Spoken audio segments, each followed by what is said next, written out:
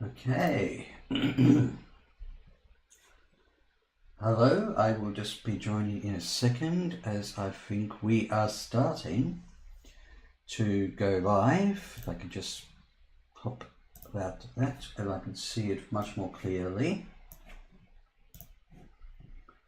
Oh, yes, perfect. No, not that one, please. Okay, and just in. Hey Emma, good morning. Welcome to the stream. How are you going today? Just nearly getting set up, and yeah, that seems that could be about about okay. And I'll just make sure I can see the chat more clearly. Maybe just move that a little bit more like that. Perfect. Okay, so it is currently 7:45 in the morning in Australia. Yes, good morning. And I, of course, for those of you who don't know, am Viddy of Viddy's Gaming Videos. Doing the first talking to camera chat live stream since November last year, which actually was right before Doctor Who Day of all times. And I enjoyed doing that one so much that I figured I'd do another one. It's also, I think, a little bit easier for me, excuse me, in terms of then playing a video game, which can just be a little bit tiring for me. Though it's okay. I mean, I'm also a little bit tired and almost waking up, but I'm actually feeling okay. Where I thought we would mainly, as it says up there, talk mainly about the Super Mario Galaxy movie, and a couple of other things that have also been on my mind, or we could talk about, whatever you people in the chat want. Also, just if I can move, how's the stream? Yeah, I want to see the stream health more so than, yes, there we go. Oops. So if I can see the stream health, but I can see that clearly. Bigger wish the missing episodes have releases now. Oh. Yeah, I'm pretty sure it was in at April at some point. Maybe I thought it was a bit later. But of course, I don't have BBC iPlayer or anything like that. Maybe I'll have to watch them some other way, but we won't talk about that too much on here. But so that means you can watch them now. Watch. So it's going to be all the current episodes of the Daleks Master Plan, which we have. Goodness me! I've only just woke up, so I'm the one who should be talking in typos if that were even a thing. That's okay though. So, also the same. Hang on. Why is that, as I call it, the beach ball? He keeps. Well, on your stream yesterday, my autocorrect said university instead of universe for some reason. I have not been to university since 2010, so I'm not sure. I'm not sure if it's a sign. If maybe when my health gets better, I can always go back to university. I'm not necessarily too old for it. And even when I met one of my friends back in university around 2009 or so, they were about 37 and I was 19 or 20 years old. So in my current age, I can technically go to university and study something, though what I would study, I don't really know at this point. In fact, I almost wish I could have got my philosophy book out. Autocorrect is more annoying than helpful. Exactly. I think my aunt told me when they were saying happy birthday to someone once, one vaguely inappropriate word came up and they were like, wait, no, I didn't mean to say that. It was autocorrect. But wait, what would I study? Well, I'm not sure about philosophy at the moment because I like looking at that more casually. But what would I study? I studied filmmaking, but I'm kind of done with filmmaking. I don't know. Maybe I wouldn't really want to go back to university, or maybe some light bulb moment will happen when I consider what to study, or even employment is not much in my mind in terms of, because, if I study filmmaking, naturally I would try and get a job in filmmaking, but that is a notoriously hard job or an industry to get into. Which we study something heavily could take the joy out of it. Yeah. I wonder, did that happen with me and my degree in filmmaking? The degree was fairly hard, but it didn't particularly, it didn't particularly take the joy away from filmmaking. And I mean, I still ended up starting my gaming channel in 2017. Also, I will apologise a little bit for the lighting. Usually when it's this early in the morning, the sky is surprisingly dark.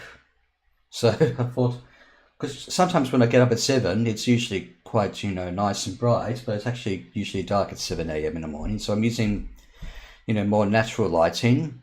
In fact, lighting was one of the hardest things to learn in filmmaking. Well, speaking of filmmaking, now I think you probably would have seen the Mario Galaxy movie Anna by now, since yesterday, or maybe you have, but either way, I won't, spoil too much about it, although, as we may talk about, I'm not sure if there really is much to spoil from the Mario Galaxy movie. I mean, given I vaguely said I don't think the lighting looks terrible. Well, yeah, that's also a good thing about doing vlogs and stuff on YouTube. Years ago, Carrie Hope Fletcher, who talked about the best ways to do YouTube vlogs, said they didn't even have any expensive lighting. They probably never did. They just simply used their window to light the vlog. Watch it. Oh, okay. So for you at least, we won't spoil that. The whole movie was a dream. And no. Although, considering one of the characters in it, it almost could have done the dream scenario because of Super Mario Bros. 2 from the NES. But no, I just pretended that it could have been a dream, and it could have been a spoiler, and it's like, hang on, I didn't want to know about that sort of thing. But yeah, what I mean by spoilers is that, the story is super simple. Just the only thing I may as well not spoil are the jokes and the character cameos and references and that sort of thing. Although, if we know the last main... Yeah, who needs expensive lighting equipment when you have windows? I also do have a lamp right in front of me, but I'd rather not turn it on. Or I'd rather not turn my lamp on because a certain daily vlogger in Ireland shined the lamp right in their face and they were unsure about their eyes afterwards. So no, I'm kidding. I was referring to...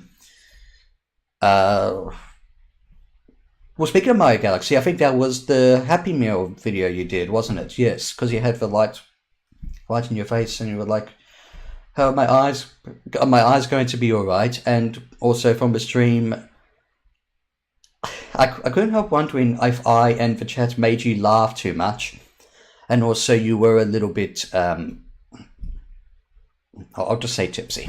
I'm not sure if I can say drunk. It's this channel and stream is not for kids.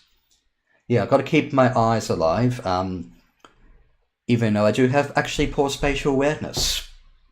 Yeah, that was something that was confirmed some years ago, so I have poor spatial awareness. But yeah, so I was about to say, so one of the last posters for Mario Galaxy did reveal a character. Maybe you even know who it is. And a fair amount of people sort of went, well, you could have, not revealed it before the movie came out. Or they did it because they want to try and get into a bit of a cinematic multiverse sort of vibes as well. It was fun. That's okay. Fitting. Yeah, because I quickly skimmed over the stream while it's still public.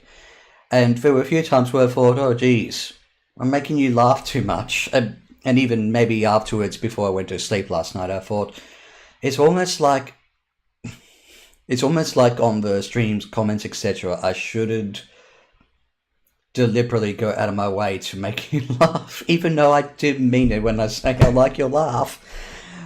But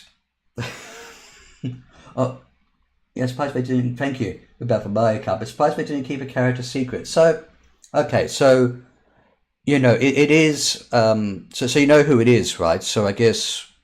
So you've seen the poster. It's from the character who's not in the Mario games, who was fought with Mario in, Super Smash Brothers and all that. But yeah, and also I think there was a little bit of a joke. I think it was by Game Explain or something like that, where they were wondering if do a barrel roll was going to be the next, was it the next chicken jockey moment? And I've not seen Minecraft,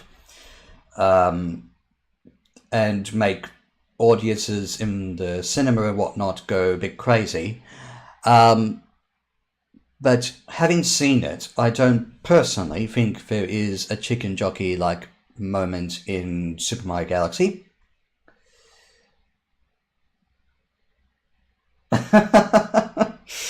Oh, I'm glad you had a great time with it.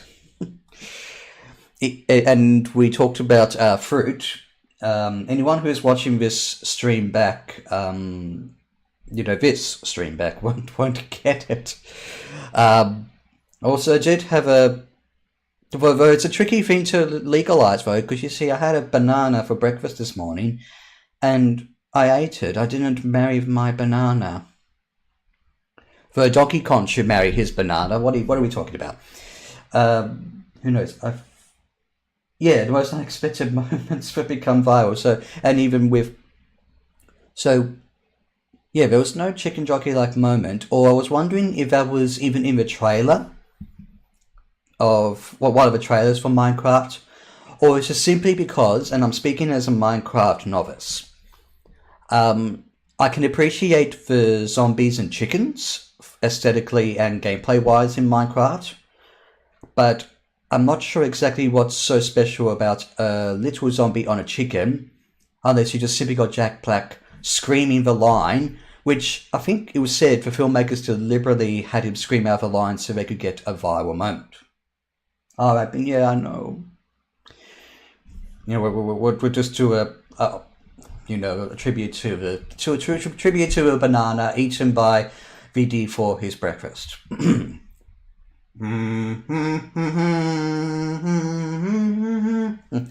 I wish I had an actual a clarinet or a trumpet, and we'll just say that Donkey Kong marries his bananas, and we'll leave it at that. Well,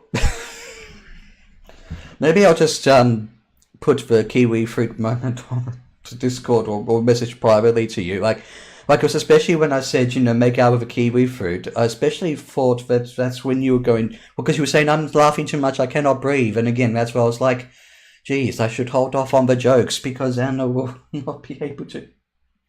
It was kind of planned. Yes, it was planned to go viral, but I don't think it was planned for people to throw popcorn and drinks while watching it. Fox is in Mario Galaxy movie. Well, that's the thing. Unless you held off on the posters, Fumbros. No, good to see you, Fumbros. I mean, that Fox is in the movie, even though people could have, not looked at posters and trailers. But welcome on into a stream where I was saying before that that I think the only spoilers I can. Mostly, obviously not spoil, are the jokes and the character cameos and stuff. I mean, there's more to the character cameos than just Fox, of course. And a few story beats, even though the story is thin. In fact, what did I I'm just going to quickly look at what I wrote on Discord in another server, just to what I generally thought about it. Kiwi would have kept me alive. we kept you alive.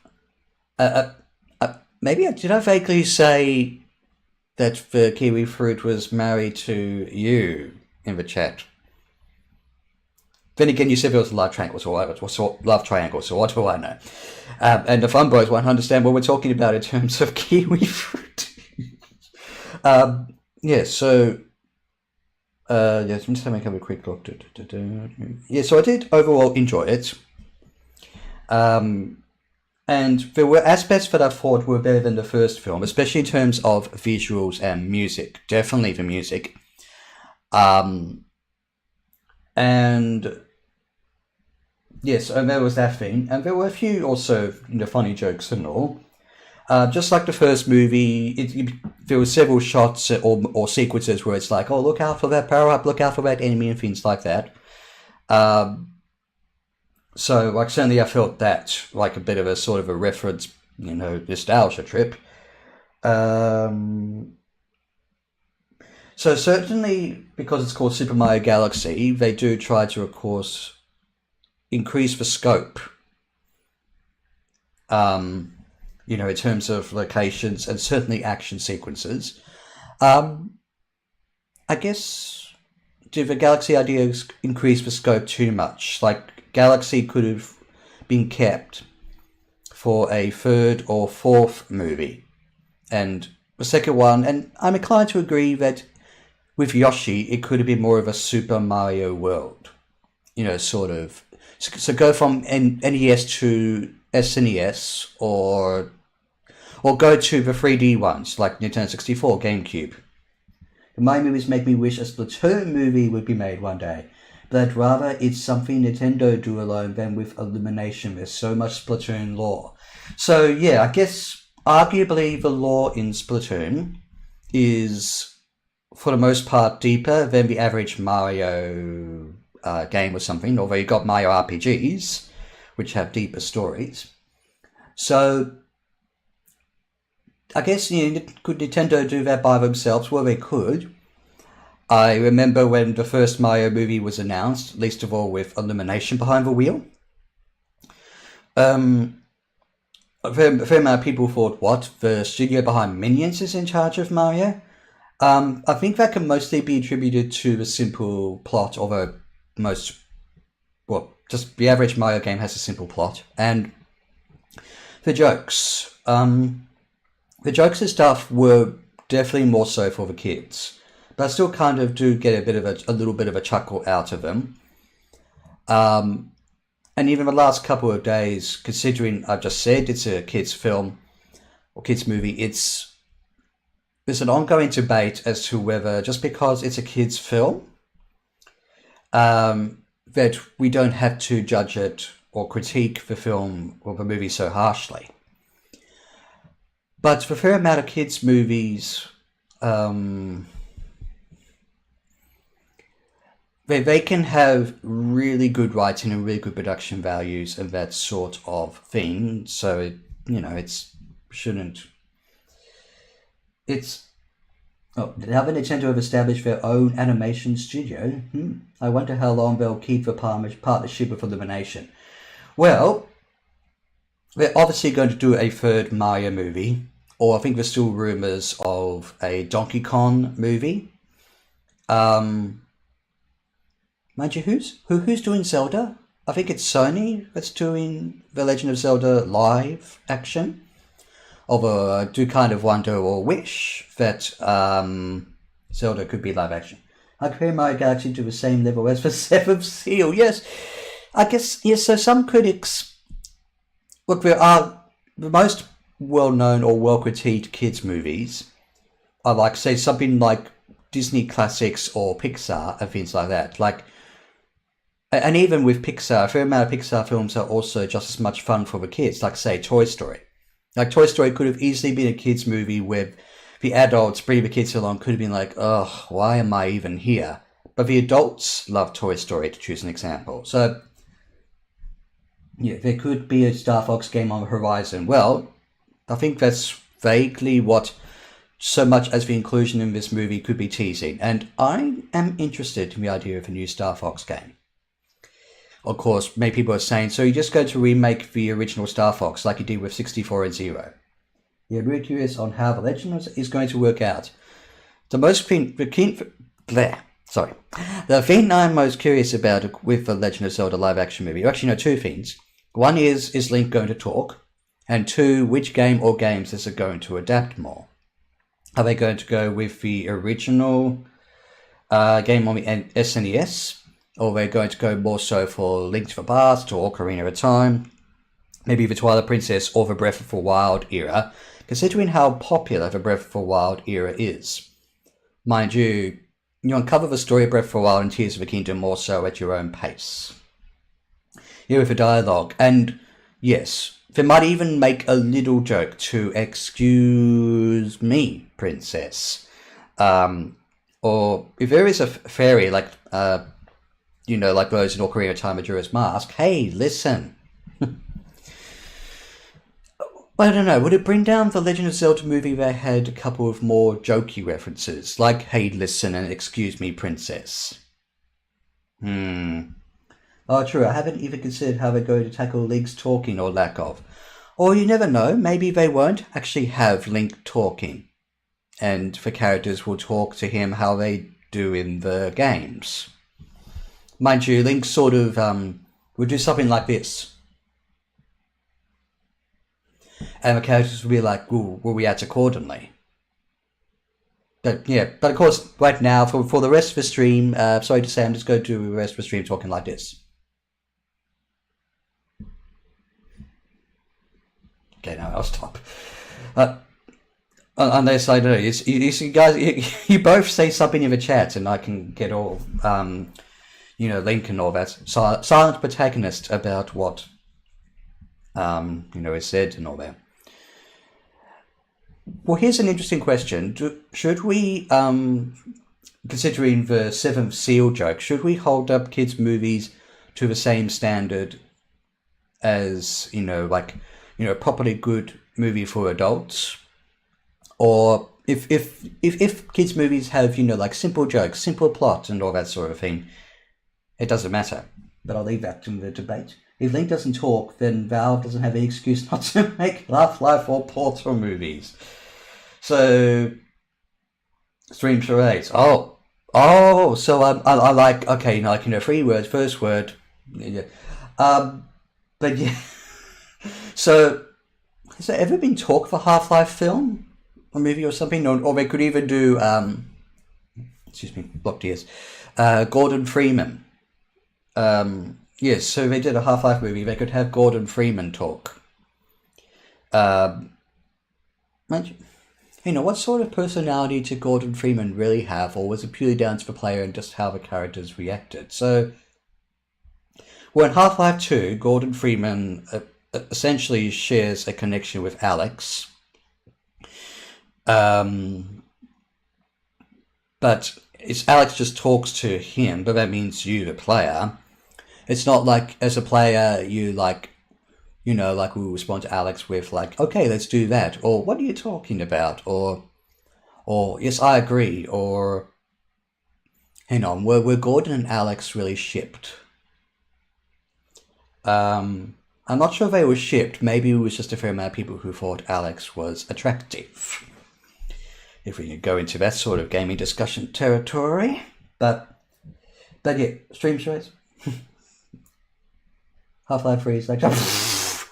No, there's not necessarily going to be a Half-Life game since that virtual reality game. Half-Life Alyx, yeah. It's a movie now. But I think the recurring thing is Half-Life 3, the game, should that ever come out, won't match up to the previous Half-Life games because it's been so long.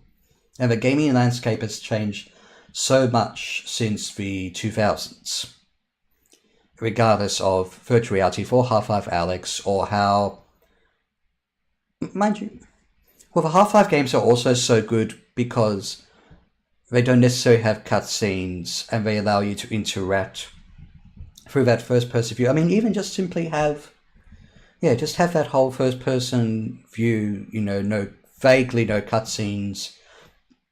sort of vibe, and you can still have a fun first-person shooter style game.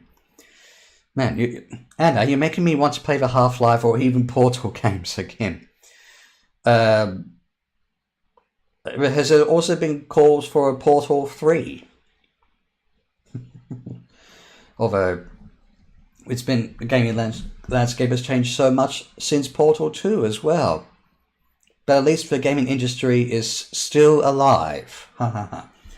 Oh yeah, don't envy Viddyos because it'd be so hard to live up to expectations now. So, wait, what stories like that exist in the games industry? Well, Duke Nukem was an example, but that just kept on getting delayed, rather than, oh, we're not sure we're going to make a Duke Nukem game.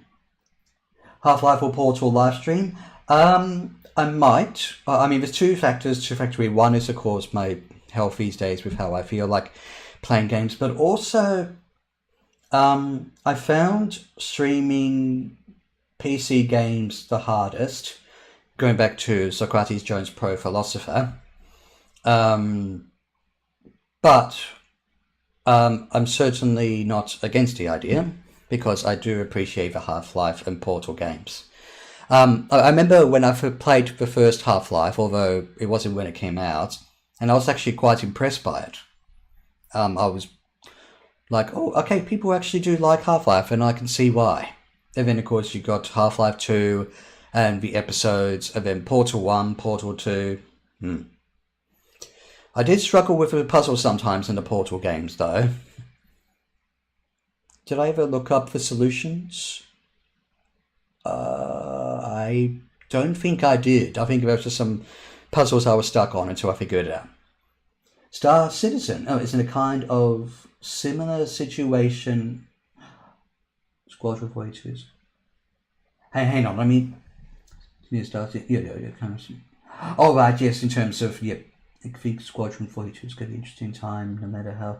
Oh, okay, right. Yeah. I mean, I haven't particularly heard of Star Citizen and Squadron 42, but if it's anything like the stories surrounding, upcoming, if they're upcoming, Half-Life or Portal games, well,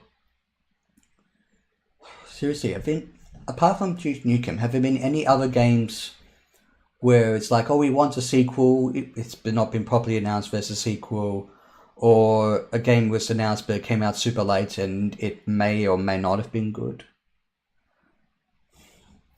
Honestly, Duke Nukem is the only one I can think of, because that was in development.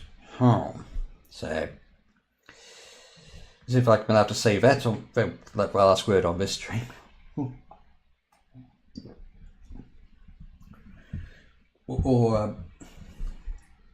Okay, so Squadron 42 is a single-player campaign. It's been in development for like 10 years. 10. How I guess the average development time for a AAA game these days tends to be anywhere from 5 to 7 years. And some indie games also take a long time to develop, regardless of whether they may have a Kickstarter or not. Wait a minute. Hang on. How long did Silksong take?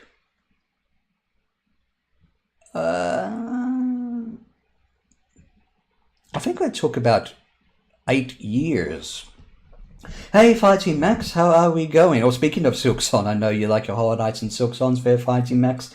Welcome on into the stream. We've been kind of talking about the non-spoilers of Super Mario Galaxy, as well as talking a bit about game development, and also waiting for the Legend of Zelda live-action movie, considering we were talking about Nintendo's movie adaptations.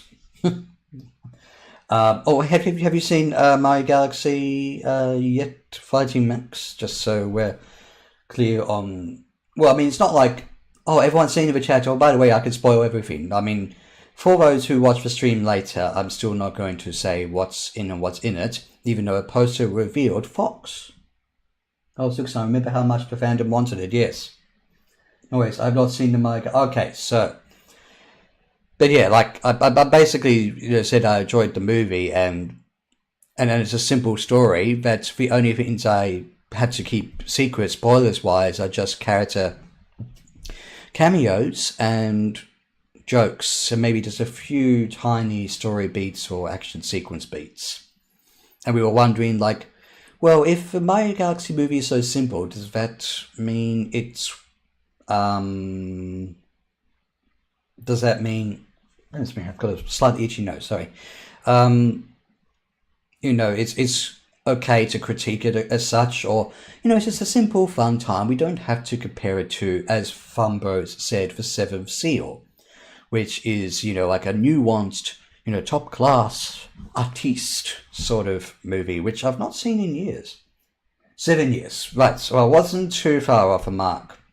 Yeah, so 5 to 7 years, I think, for most notable games is how long it takes. Yeah.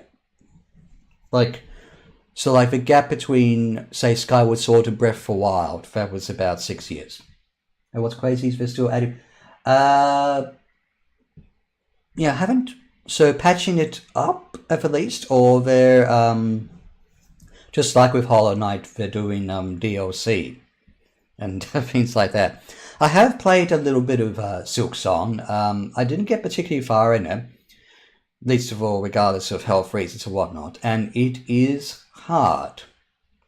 It is such a hard game, almost to the point where we probably would have considered streaming that, considering Anna was asking if I... suggesting I could do a Half-Life game or Portal game stream. See if Sora is... Oh! I better look this up quickly, and hopefully my bandwidth will agree with me. So hang on, if... Oh, no, I don't want YouTube, I just want a good old-fashioned internet search. Oh, right, oh, okay, well maybe I don't need to see that, but I'll see if it... how they describe it. Yeah, Sea of Sorrows Silksong is a free upcoming DLC featuring a new nautically themed world, bosses and tools, and ocean environments. That's ocean environments. Time to go for a swim. They really are hard. I don't think I ever completed the first Hollow Knight. I mean, I got fairly far in it though. Like maybe. No, I think considering the map I've seen for Hollow Knight, I probably only got a quarter of a way through it. Wait, what's so funny? Just because it's because I mentioned swimming. So what? Yeah, Hornet's the protagonist's name, isn't it? Yes, yeah, good old Hornet. But that's the... Hang on. Was there ever nautical exploration in any of the games or whatnot? Or would the water sort of impact movement, considering movement is such a key feature of Hollow Knight and Silksong? Or maybe it's just how it looks and you still move pretty normally, I guess. One of my friends is really good at Hollow Knight, 100% of the game, both it and Silksong. Granted, he's good at a lot of games. Oh, he better, he said he better teach us how to do it then. He better teach us how to, beat Hollow Knight and Silksong without cheat codes. Not that I think you could, or you have, some people have modded these games to be easier or even harder. What, to mod Hollow Knight and Silksong to make it harder? It's one heck of a completionist. Oh my! So what? They tried 100% as much of the games they play as possible, because I'm not necessarily the 100% completionist guy. I mean, some games I will complete 100%, but yeah. Well, also the Hollow Knight and Silksong games, especially for your first time through, are long. I mean, if you didn't necessarily go for, even if you didn't necessarily go for everything, it can take hours to do. But yeah, I'm still not sure what it is that made you laugh, and I swear that I wouldn't make you laugh too much, Hannah. Going back to what we were saying about your live stream, but anyway. So, the other curious thing not that I don't want to necessarily go off tangent, but something I also want to briefly bring up in regards to my channel, not necessarily an update, just something curious that's happened, is some years ago when I wasn't feeling well and I still want to have content up regularly, I did video game music compilations, and I wonder how many people. Unless you go on to, hang on, so yeah, I mean, you got obviously trophy lists, say through PlayStation and the like, where you can see what other trophies people have. And Steam, I think, has achievements. Can you see on Game Pass? I can't remember in Game Pass if you could see, this percentage of players got this really hard to get trophy, which would apply to getting 100%, or do this game without dying, or complete Banjo-Kazooie in 5 seconds. Not that you necessarily could, but because you go into the online leaderboards and you can see how quickly people beat the Xbox etc. version of Banjo-Kazooie, and they are lightning fast. For whether they've even come close to the world record speed run on YouTube, I don't know. But yeah, so with the video game music compilations, 2 of my video game music compilations, you can't see them anymore, got rid of them, got hit with a strike by Muzo, what are they called? No, I don't know what, I want to see my Gmail account, thank you. Oh, now it's telling me I'm live. So, Muzo TNT Ltd or something. Deserves to be, well, there's a fair amount of people who are probably well known for being completionists and all that sort of thing. Yes, you can. So, they mainly went after Super Mario 64 tracks, and right on around midnight, April 1st, if not a few hours afterwards, tying in with the release of Super Mario Galaxy, and a few months ago, maybe more, they had, of course, the Super Mario 64 music tracks on the music app that Nintendo have officially released if you have an online membership. But Muzo could have taken, for those have been up for months, if not years. But I think that's what the copyright system does. Something could be up for months or years, and now they come after it. But just in case the other compilations get into trouble, I've deleted all of them. And I also deleted a Rickroll Chrono Trigger joke that was uploaded 1 April Fool's years ago, and also muted the Morrowind theme on the 4-hour-long showcase epilogue. But yeah, it's not like I would use, say, Final Fantasy music, and that's a tricky beast, or Chrono Trigger music, because Square Enix and Final Fantasy music are especially tricky. Nintendo, bit more tricky, of course, with music. It's been up for so long, so why now? I guess it just ties into Super Mario Galaxy. And the music app had the tracks from months ago. But yeah, that means I've got 2 strikes now.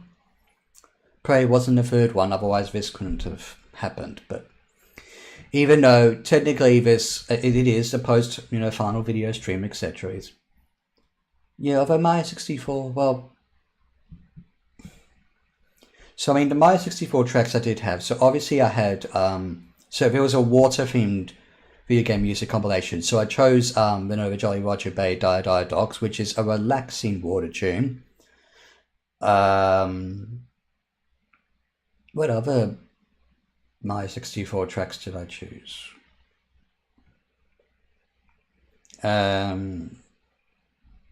Honestly, Jolly Roger Bay is the one I remember the most.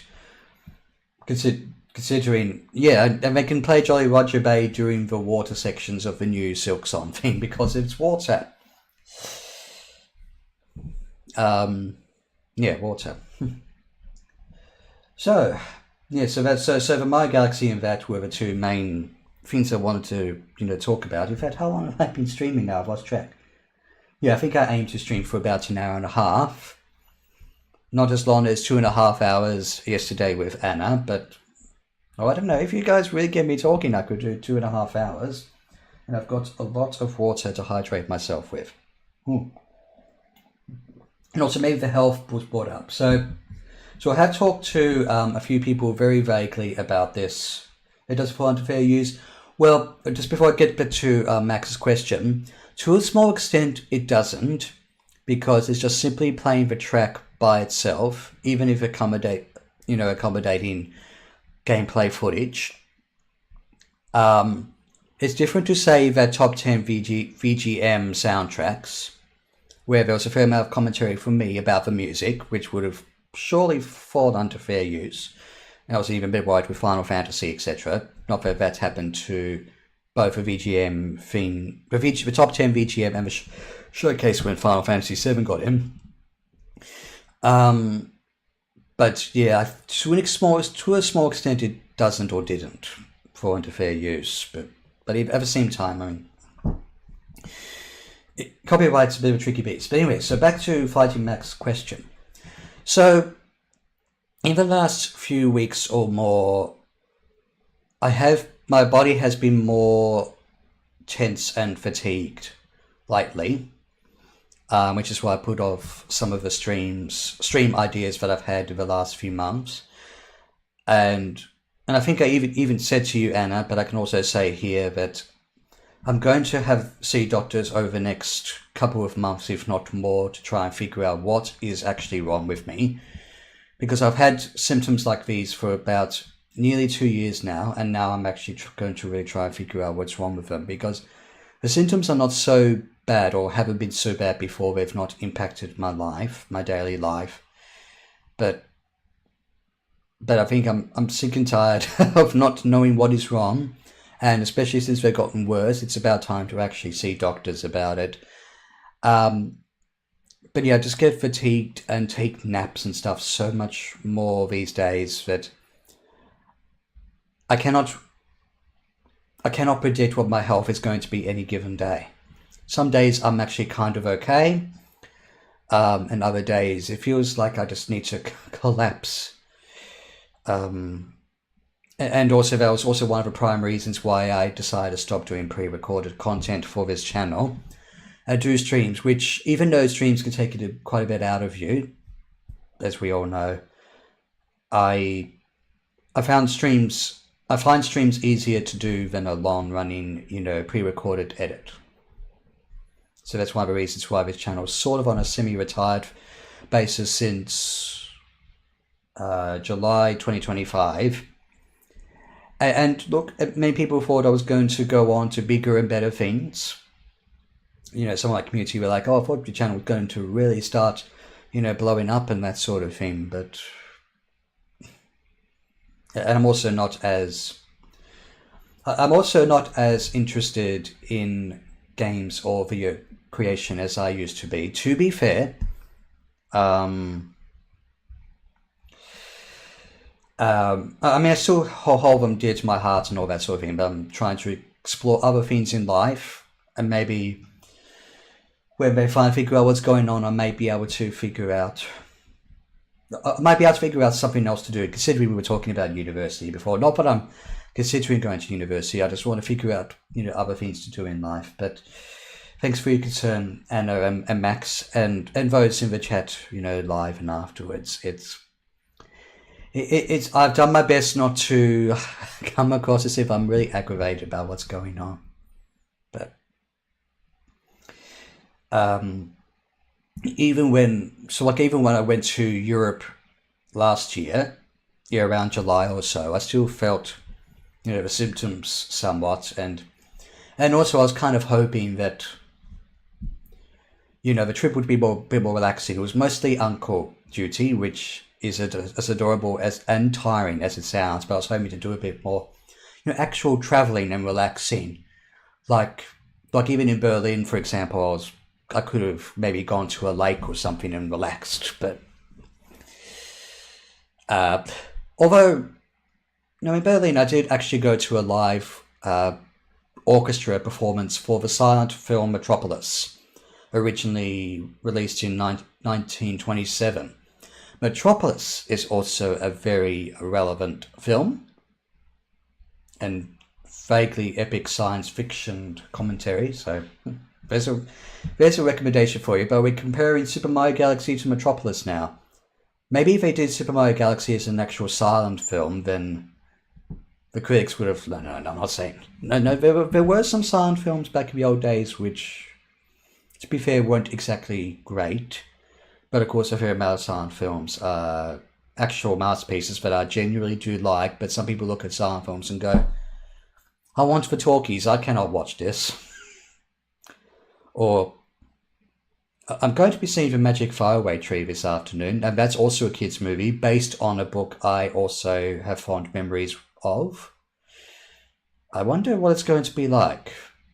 But, and also, the book has been updated to be more modern. So what Dame Slap was changed to Dame Snap, and I am not even going to mention the older names of the children because I could actually get in trouble on YouTube. I hope you can have a slightly more relaxing trip next time. You say you were considering to travel next year. So next year, yes.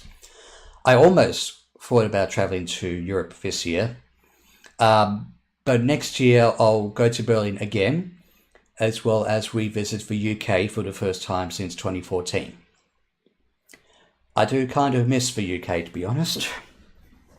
I'm not sure, speaking of which, Anna, if Ireland is on our to-visit list for next year. So you would have to come to the UK, possibly even Berlin, if you and I were to, as I vaguely said in the last stream, catch up for a drink. Or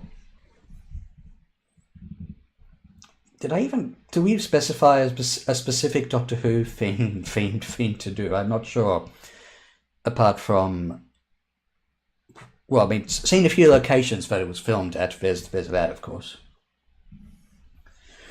Yeah, but I would like a more relaxing overseas trip. But and. Well, Fighting Max or Funbos, if you're still here, where have you been travelling overseas? Considering we can talk about overseas travel a little bit. Mind you, overseas travel is tricky now, and it's a no-brainer as to why. Oh no, not you. UK's more interesting to place visits, so good choice. Well, I had to message you before I end up going to the UK, and if we have had to catch up. But oh no, and apparently that dog barking nearby also missed out on my health monologue. It was a Shakespearean monologue about my health and stuff. But I'll try and simplify it. So basically, just my overall body has been feeling more tense and fatigued lately, and it's been that way for nearly 2 years now, and we're going to try, the doctors are going to try and figure out what's wrong. Oh yes, overseas Japan, lovely. I want to go to Japan too. And maybe we learn a bit of basic Japanese while I'm at it. I've only been to Europe overseas for 3 weeks, which was kind of cool. Oh, whereabouts in Europe? Because, I mean, Europe's where I've mainly been overseas too. Travel. So yeah, I've mainly been to parts of Europe as far as my overseas trip. And of course, I've been interstate in Australia, of course, to the different states. Except for... Yeah, I've been to all the states of Australia except for one. Friend remember, oh my gosh, friend remembers it's been a long time since we've spoken. How are you doing? And it's so cool, your brother's been to Japan for a great 2 weeks. Oh, good to see your friend remembers. I think I even remember, Heaps asking, everything's all right there. And also it's been 2 weeks, but it's a lovely place. And you haven't seen the Mario Galaxy movie other Nintendo reviewer? Welcome on into the stream. Oh my goodness. Wait, so if I've been, so it's about 8:30 a.m. And I've been streaming for nearly an hour. So where? Oh, it's cheaper to visit Asia from Australia than Europe. I'm not entirely sure, Anna. I mean, well, yeah, so what I was contemplating was, because I've been streaming for an hour, and it's now the party has started, in a way. Okay, so let me just try and catch up with chat super quickly. So yeah, we haven't talked too much about Mario Galaxy, to be honest, even though we were talking about Fox. But for a poster's review of that. And the achievement to visit Asia, I'm not. Would it be? Well, what would be the difference? I mean, apart from. Well, maybe travel is going to be expensive no matter what, considering what's been happening in the world. My mother went to Berlin recently and she almost didn't get to go. So she had to go a longer and safer flight path around to see her granddaughter. I went to Tokyo and up to Mount Fuji. Oh my gosh, I would like to go to Tokyo and Mount Fuji. And Fumbo's been to England, Scotland, Iceland, Amsterdam, and Netherlands, Italy, Denmark. So I've been to England and Scotland and Amsterdam and Italy myself, but the other ones I haven't.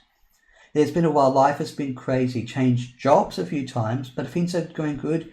Doesn't have the same amount of free time I had a few years ago. Oh, well, I hope you haven't. It hasn't been too crazy. Like even I remember was one of the last times we spoke.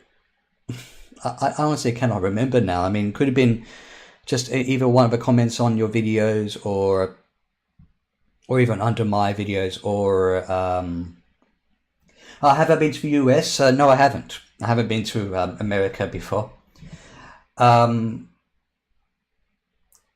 remember one of the last times we spoke, if I remembers, the creative process, the 4-episode series about the creative process, where you submitted some good response as to the Nintendo review and the Fun Bros, where we introduced ourselves and we talked about, how to get the creative process started, how to reward ourselves, if we can even consider that, and also how important the audience reaction is.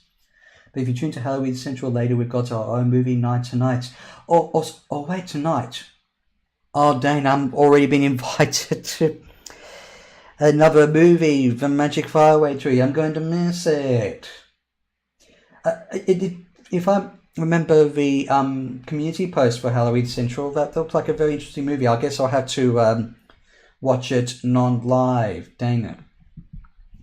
If my cousin said we'll see The Magic Faraway Tree tomorrow, I would have been there and gotten a good old-fashioned Halloween scare, which is always fun.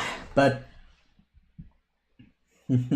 yes, no, that was a fun contribution as well. The creative process is still up, even though there is a false claim on the first episode where I used the main Legend of Zelda theme from the NES during the Fun Bros' introduction. Say, like a bit of a, hey, I'm the Fun Bros, and this is why I do the whole creative thing, who or what inspired me, and I talked about what inspired me. How did you know that? But then no, but Bolt saw. I think did Bolt talk about it on Discord perchance? No, I saw Bolt went to see it, but I'm not sure if I've particularly seen what he thought of it. Even if there's been a variety of consensus on the Discord servers. People have obviously said, it's just a simple, fun, entertaining movie. It's not Casablanca, just enjoy it for that reason. Or even other people, regardless of that, have thought, I wasn't sure about the story. The story's not as good as the first movie, or it's more thin than the first movie. The pacing... during Goosebumps, which also was I was busy that afternoon during Bride of the Living Dummy. I was almost tempted to try and do an a cappella of the Goosebumps theme, but I think I'll even get copyright just for humming the Goosebumps theme. Considering what we were talking about music copyright before with a Legend of Zelda NES theme, Mario 64 themes, and I've now taken down my video game music compilation videos now because I've got 2 strikes. Which, even though Anna thought, it was fair use, wasn't it? But every Anna Day thought it was fair use, not necessarily, no. It was just a music track and some gameplay, and it was so timely because of Mario Galaxy, as well as the music app that Nintendo again, originally have for our phones if you have a Nintendo Switch Online membership.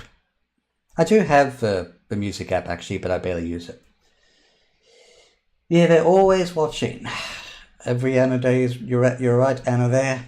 It's just, I mean, a lot of times things can be up for months or years before something happens, but it's an automatic process.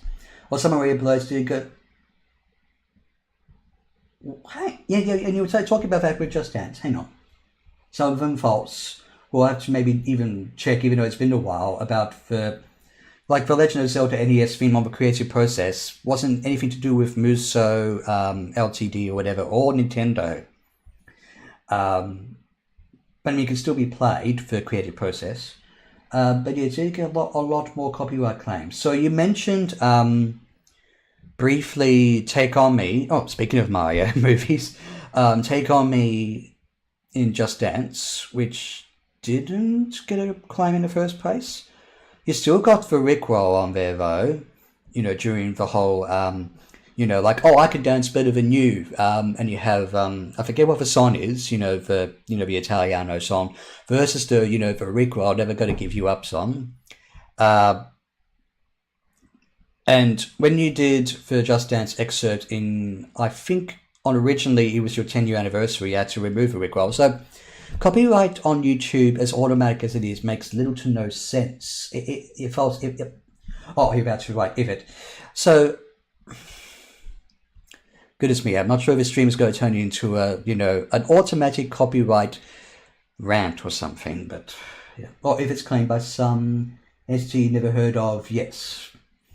But I did some research on Muso, LTD or whatever it is, and they are heavily associated with Nintendo to even go after what were mostly just two Super Mario 64 tracks. If I just check,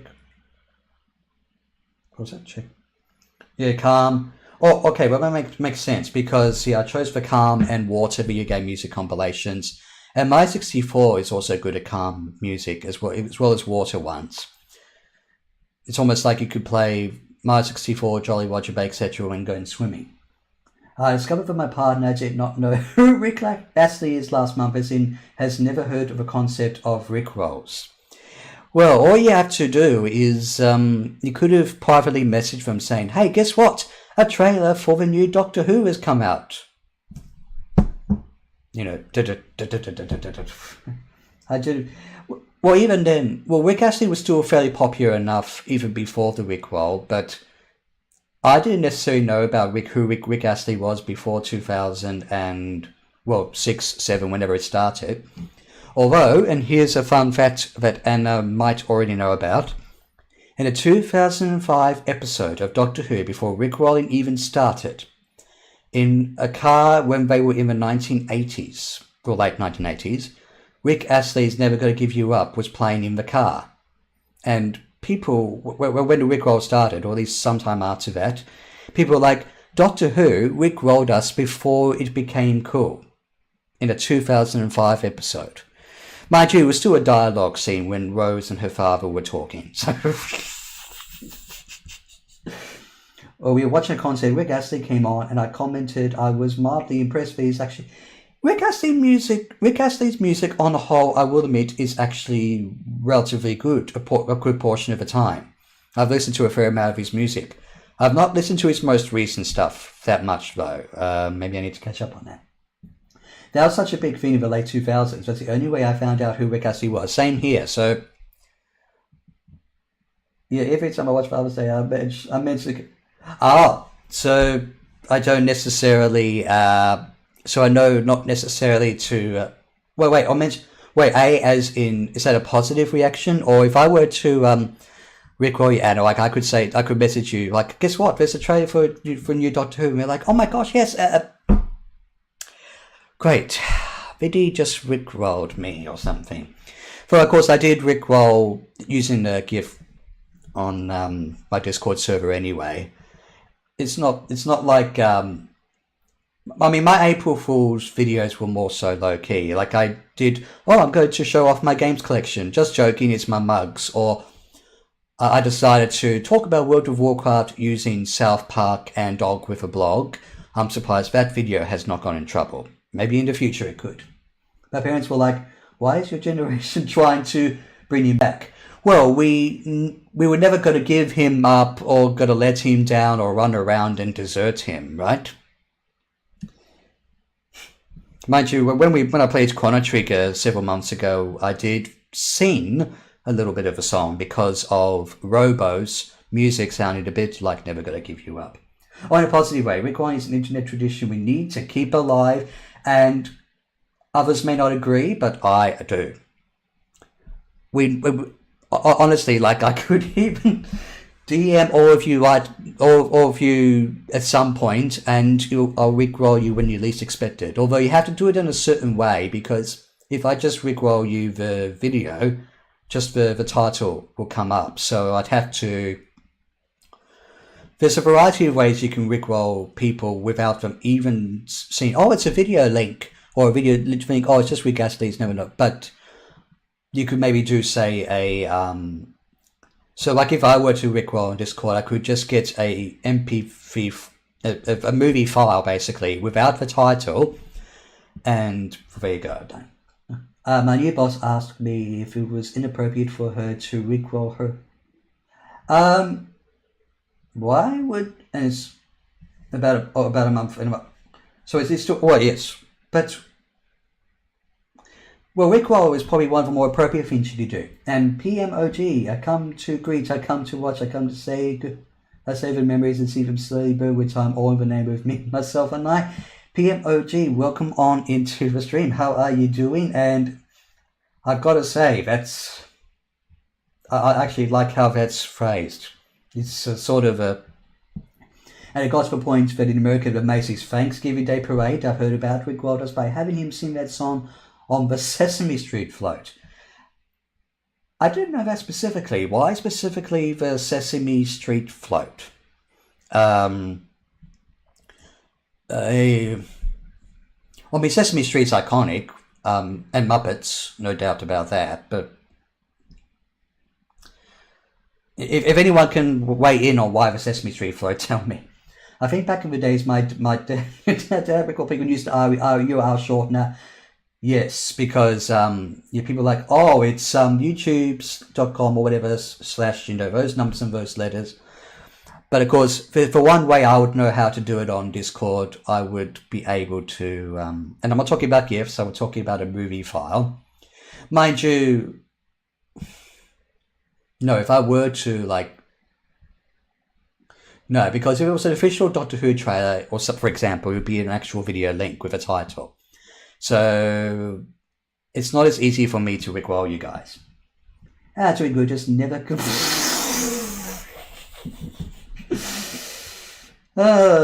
was supposed to.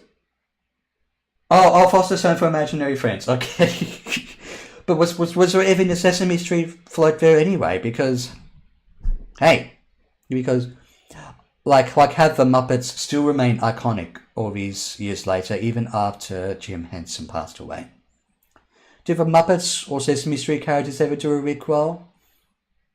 Even have, as one of the characters, do this and sing, or even at least do a cover, because one of my memories from Sesame Street was learning about mathematics, addition, subtraction, and they did Born to Add, that's the name of the song, in, what was the original song that they were covering with it? I think it was Born to Run or something. I forget who sings it though, but they changed the lyrics around from Born to Run to Born to Add, so children could learn how to add. So 1 plus 1, 2 plus 1, 3 plus 1, etc. And they could have gotten Rick Astley's Never Gonna Give You Up and changed the lyrics around a bit. Muppets and Doctor Who stage show lives in my mind rent free. Hang on, Muppets and Doctor Who stage show. Goodness me, even though we were talking about memorizing things, Anna. That wasn't Lux, was it? Or hang on, Muppets and Doctor Who. Way in on that. The cartoon characters started singing some best friends song, and suddenly Rick Astley appears. I'll have to actually. There's got to be footage of that, right? The audience groaning. But yeah, I mean, yeah, people either groan or at least start laughing when they get rickrolled or something. Like, if any of you rickrolled me, I would absolutely love it. The thing is, though, considering we've been talking about it, I would have to. But although, as Anna says, using the URL shortener could be one way of doing it, or yeah, but if you just send me directly the link to the video, then it just says Rick Astley never go to give up, and you're like, well, you got to do better than that. But someone did rickroll me on Facebook with the name Doctor Who trailer for the next series or whatever, and I did also go, hang on, I thought they hadn't finished filming yet. Although I'll click on it, and then lo and behold, someone rickrolled me on Facebook, which I'm rarely on. I am not really on Facebook that much. I've sort of given up on it. It was during the 2000s, I think David would go on stage. So David turned on stage with Muppets. I know about the weakest link, though. I'll have to look that up too. Okay, you could actually hear the reaction. Yeah, so record scratch, Rick Astley, and then, and then he starts singing, We're No Strangers to Love, and people were going, oh, no. I don't know, surely there was any laughter or cheering, perhaps? Because I would have reacted positively to it, but I guess at that time, Rick Riley was probably treated more as, I think too many people were getting, pranked with it. Going, hey, check this out. And then maybe Rick Rolling is looked at with more nostalgia. Whereas I think around 2007, people were having enough of, people saying to them, hey, check this out. Damn it. Done over and over again.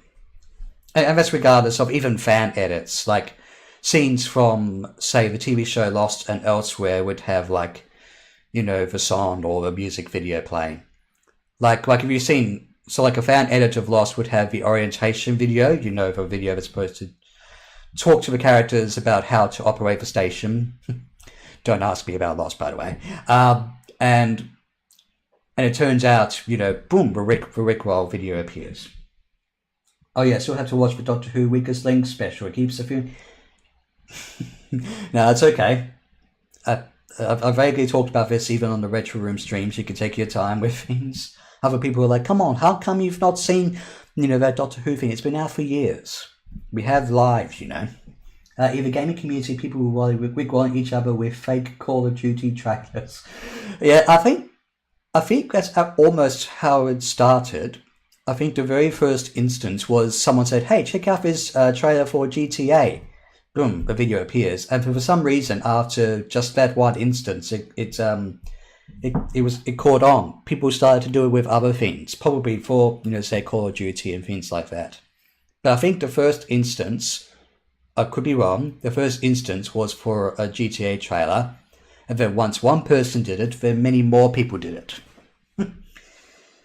Well, so it's the 4th of April, morning the 4th of April, and we may as well have... You can almost... Wait, have I allowed links in the chat? Because on the Retro Room, I did post a link to a funny Banjo-Tooie moment, but people thought I was going to rickroll him. But it wasn't even April yet. Not even close. I might as well, Banjo-Tooie roll, you guys. Let's start doing it for GTA 6 now. Yes. Mind you, so we've had 2 or even 3 trailers now. I mean... They should have done it on April 1st. Or, like Rockstar, etc. could have been like, hey, guys, we've got a link to another trailer for GTA 6. Thank you, guys. Mind you, like, GTA 6 has been delayed at least 1 or 2 times. Oh, no, you upset many people doing it for... it's like... Mind you...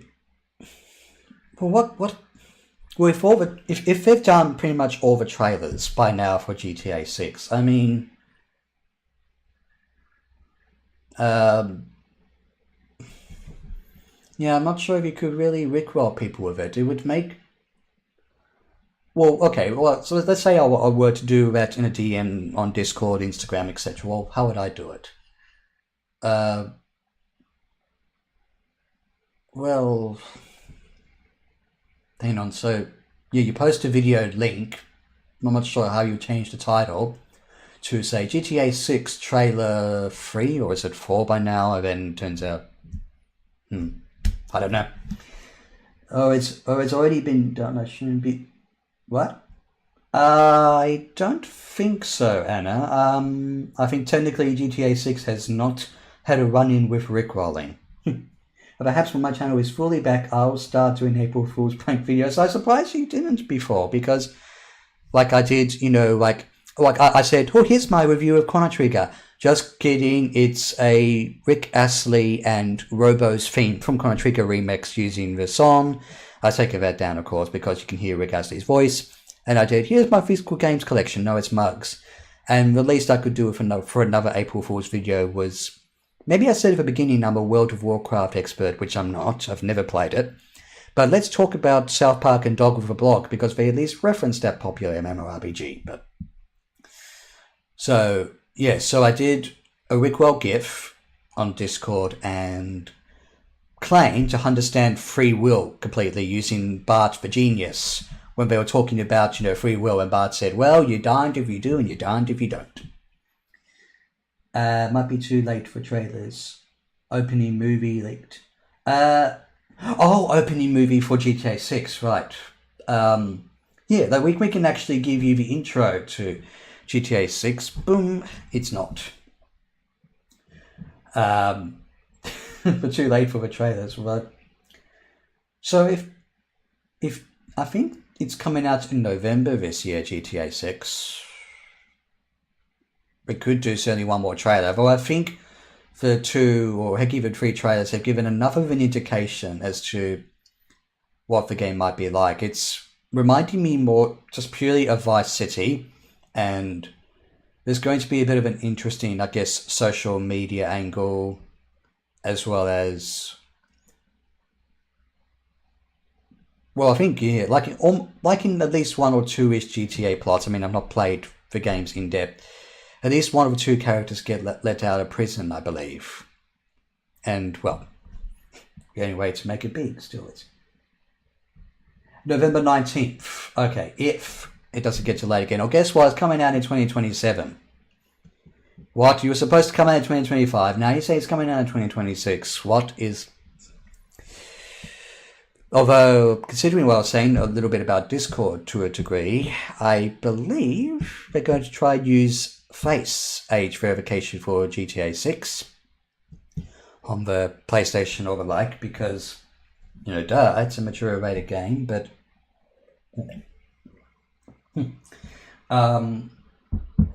So,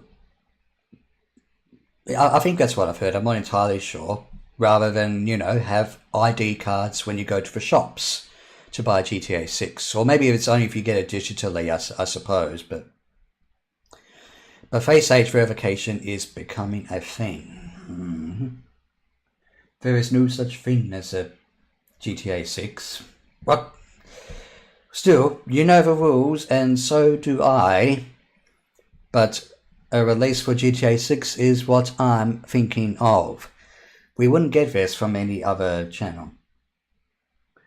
Well, don't quote me on that. I just vaguely saw that in regards to... It's mainly more so for Discord and other social media platforms, or at the very least, if they want to do their face verification so minors aren't on social media.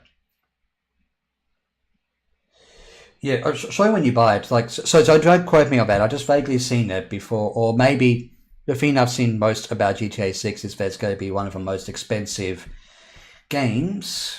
But yeah, no, I'll have to, I'll look it up just so we don't get our facts wrong, okay? So, no, I I'm not going to my email saying that I got copyright strikes from my music compilations. Okay, so GTA 6. Okay. Reports suggest Rockstar Games is implementing mandatory age verification, including potential face scans for GTA Online. Well, GTA Online makes more sense. And likely GTA 6 to comply with new UK and international regulations. And I'm not going to use AI to look at the rest of it. So, yeah, so did I ever have to show my ID for Mature Rated Games shopping? Surprisingly not, which probably, as when you think about it, sounds a little bit what's the word? What's that word? Why is my English vocabulary not good for a second? Irresponsible, yes. So it's irresponsible for shops to, give, parents will get, here's GTA 6, kid. You can, but no, I mean, it's like, I think I ever had to show say an ID card at the shops, or they thought I looked old enough, but I mean, I don't know about you guys, and this is essentially how a talking to camera stream works. I don't think I look 37. I think I look a bit younger, as if I'm going to age with the slightest hint of a baby face. But apparently that's not fooled anyone else at the game shops. Like, here, you can have this. Although I don't think I've got so much. No, I have got R18 plus rated games in the shops before, like say Resident Evil 4 Remake. I was not asked for an ID card to get Resident Evil 4 Remake on the PlayStation 5. So maybe there is a little bit of irresponsibility there in regards to physical games, good consumerism for the kids. So, I mean, it's just, nobody believes me when I tell them I'm in my 30s. Well, maybe it's a little bit of bias on my part, but if you were to tell me, if I've never seen your face before and you say you're in your 30s, I believe you. Even though on when you were looking back at your old videos and you were like, oh my gosh, I look so young. I don't know. There's something about aging gracefully about. I think it's because you have good skin. Well, thanks also for the compliment as well, Anna, as well as suggesting that could be the reason. Skin. I doubt I could right away get a picture of myself when I was, say, a teenager, and it's like, goodness me, Viddy, you've not aged much at all. Still. Oh, I just finished a whole bag of Haichu while watching the stream. 10 out of 10 stream experience. What, is this turning into one of those mukbang or whatever streams now? The least I've got is just a glass of water, and I'm not going to get drunk. What's wrong with being drunk? Well, I don't know. Ask a glass of water. Which was deliberately a Hitchhiker's Guide to the Galaxy reference. It's not Tau Day yet, not until May 23rd, I believe. Still, The Hitchhiker's Guide to the Galaxy is a wholly remarkable book, and it's surely a much more relaxing read than Vogan poetry. And there's some more Doctor Who references in Hitchhiker's Guide to the Galaxy for you guys. So how have we been doing here? So I am what more healthy than what you did yesterday. Well, technically I'm not doing the mukbang because I haven't got any food to eat. Also, if Fighting Max is still here, my Talking Toaster, I believe, is saying, chat, would you like some toast? Well, I do have bread, but I don't have any spreads, actually. So I had a banana, which, considering what Aaron and I have been talking about, I didn't get married to a banana. Don't ask about human fruits. People tend to think I'm 10 years younger than I am, but your coach and headshot photographer says certain outfits and hairstyles make me look older. I'll get back to that in a second. I know exactly what you mean. So I guess that can have a lot to do with it. I was passing 18 for a decade and aged 20 years overnight, sadly. Well, when I was 24, so that would have been about 13 years ago, At least 2 people thought I was 26. But considering what you were saying about the costumes and things like that, I remember going on a trip to like a place, where they have exhibits to try and talk about, what it was like in the old days. And a couple of us teenagers would wear costumes and would make them look taller, even though surely they haven't grown, or it would make them look older or something. So what counts as mukbang? Okay, so Anna's called it. Oh, I used to work on a university campus, and the first year nobody invited me to a freshers fair. What? I'm assuming with my limited knowledge, freshers fair is to do with, like you're underage or something. You cannot go to a freshers fair or something. I thought about the equivalent of, going to a bar and you cannot get anything other than, say, a Coke or something. Because you're not, at least, it varies by country, 18 or 21. But then again, as I even have said to Anna, and I think maybe a good portion of you watching before, I'm not really one for drinking. But even so, like, yeah. Also, none of you, apart from Anna, none of you in the chat have said, "Oh, you look younger or older than 37." You try not to hurt my feelings. I get it. Or the thing you coming. All right, so it's a bit of a It's almost like like those initiations, which might evolve a bit of a. I almost don't even want to necessarily think about it in my head, but I know. So trends can. Oh, all right. My acting coach looked at one headshot and said, "I don't think you look 21 in 2026, but you do look." So, hey, Red Swan, how old do you think I look? Welcome on into the stream, Red Swan. Welcome on in. So I think you actually revealed your actual age once, Nintendo Review, and you are a few years younger than me. So if I'm doing, goodness me, why even do mathematics this morning? So 21 in 2026. So I mean, you would. Hang on, what? No. Okay, so 21 in 1996. So 97. So. Hang on a second. Well, in 97, you would have been. Hang on, I mean, I'm really half asleep for a split second here. Hang on. I guess go back to the trends. I guess basically, as the Nintendo Review is talking about, like in terms of trends, like with fashion and face and stuff, it's just. Sometimes I don't even understand it. But how is the movie in 3 words? 3 words. Okay.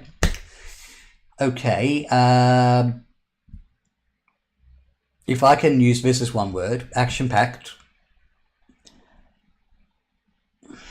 Goodness me, I'm going to... Go banana. It was Super Mario Galaxy. It was Super Mario Galaxy. But I'll try and go for like 2 conjoined words here. Well, Caris, I could play. Yeah, of course. Yeah, I thought for you for a second. Hang on. But yeah, trends in 97, like goodness me, considering I was 8 or 9 years old, so because my birthday's in November, I mean, what if 1997 been like in terms of trends? But early 90s, baby, and I miss the 90s. Yeah, so... But anyway, so action-packed, Mario reference filled. I'm cheating a bit. I'll try and think of just 1 singular word. Entertaining. Because it's not like I thought it was like a bad movie, but then again we were talking so much about, well, if my Super Mario Galaxy is not like, say, the 7th seal, then should we critique it appropriately? Like, can kids' movies really be like some people excuse, it's just a kids movie. It doesn't have to be like, Shakespeare, but some people go, no, kids movies can have good jokes, good writing, good this, good that. But still. Okay, I have a question about it. Is there anything cool that they kept out of the trailers? If you mean Fox, because he was only in a poster, that's one thing. So Fox wasn't in the trailers. To an extent, I kind of wish they didn't have a Star Fox poster, because they probably didn't want a chicken jockey, throw popcorn and drinks everywhere when Fox appears. Even though I thought chicken jockey was because of the trailers, or it was because, even though it wasn't the trailers, the chicken jockey moment started spreading virally, and people were like, hey, let's react to chicken jockey like this, and it's, come on, that's not cinema etiquette. Anyways, I wasn't alive.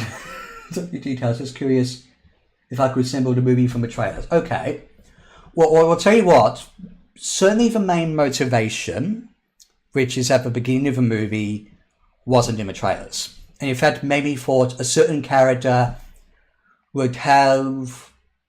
The trailers maybe thought a certain character would have a little bit more screen time or more to do. Surprisingly to me, they didn't. I won't say who it was, though. I think it would have a lot of references to fan service, just like the first movie, exactly. So there were a few... So if you think back to the first movie, and at least for what I might have said about it, like, oh, hey, let's have a fire flower here. Let's have this Mario Kart sequence or sound effect. Similar reactions from me. Except, like let's say Fox didn't get a poster. I would have seen Fox in the movie and went, oh my gosh. Or quietly going, oh my gosh.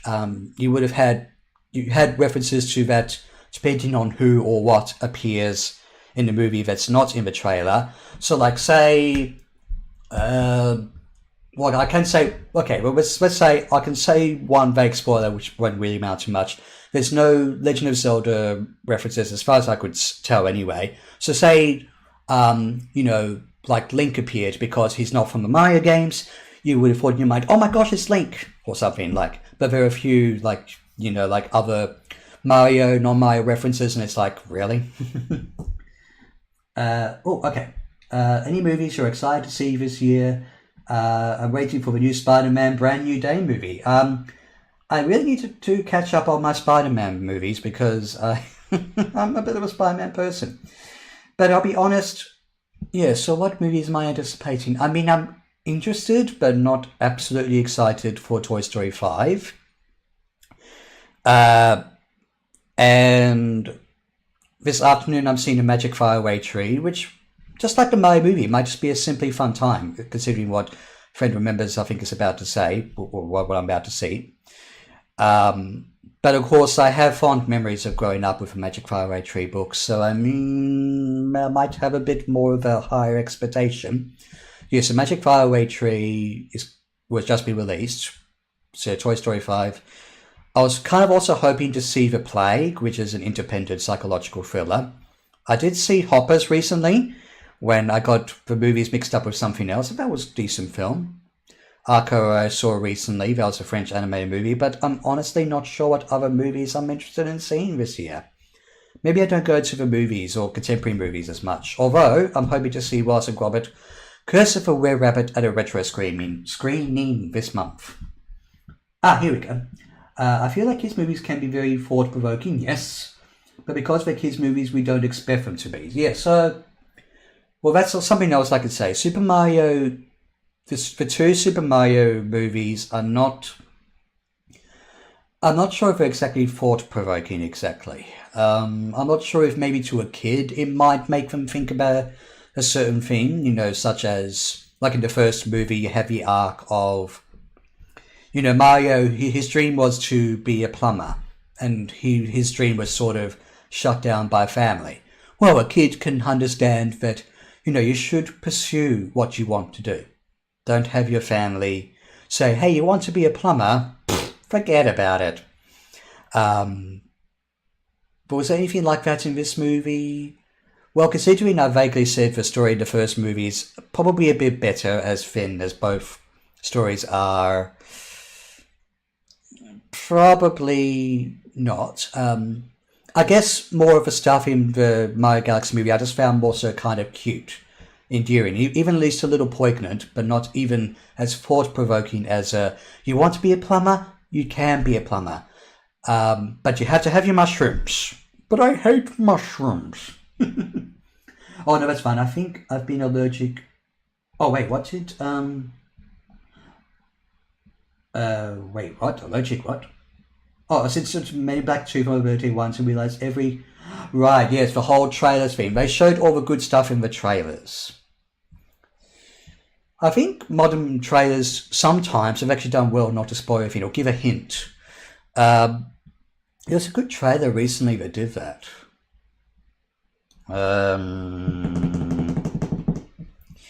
Well, I guess when Toy Story 5 comes out, I'll have a look out to see, like, oh, all the stuff in the trailers, those were the only good bits in Toy Story 5. But, I don't know. Looking back, that might be one of the moments I lost some childish innocence. Hang on, Men in Black, would that be... Hang on. Men in Black movies have generally been rated PG here, but then again, PG, what am I saying? I love Spider-Man, so brand new days were exciting. Spider Viddy approves of your excitement. And yes, Spider Viddy goes back. I'm excited about Spider-Man coming back, but the setting for that movie just looks mildly depressing. So should Spider-Man movies be kind of depressing in a way? I mean, I do find Spider-Man fairly relatable. That's why I like the guy. Reminds me of, you know, Peter Parker or even Miles Morales. They go through hardships. And even takes me back to my teenage or university days. And, you know. Well, so Gromit, if they sell those... I know the cinema I'm going to does have sandwiches, I think, and things like that. But I doubt, Anna, that if they have any cheese sandwiches, it'll be Wensleydale. So, if anything, I'll have to sneak in my own Wensleydale cheese sandwich. Hopefully they won't mind. Oh, and yes. Wait, there's a new Shaun the Sheep movie coming out?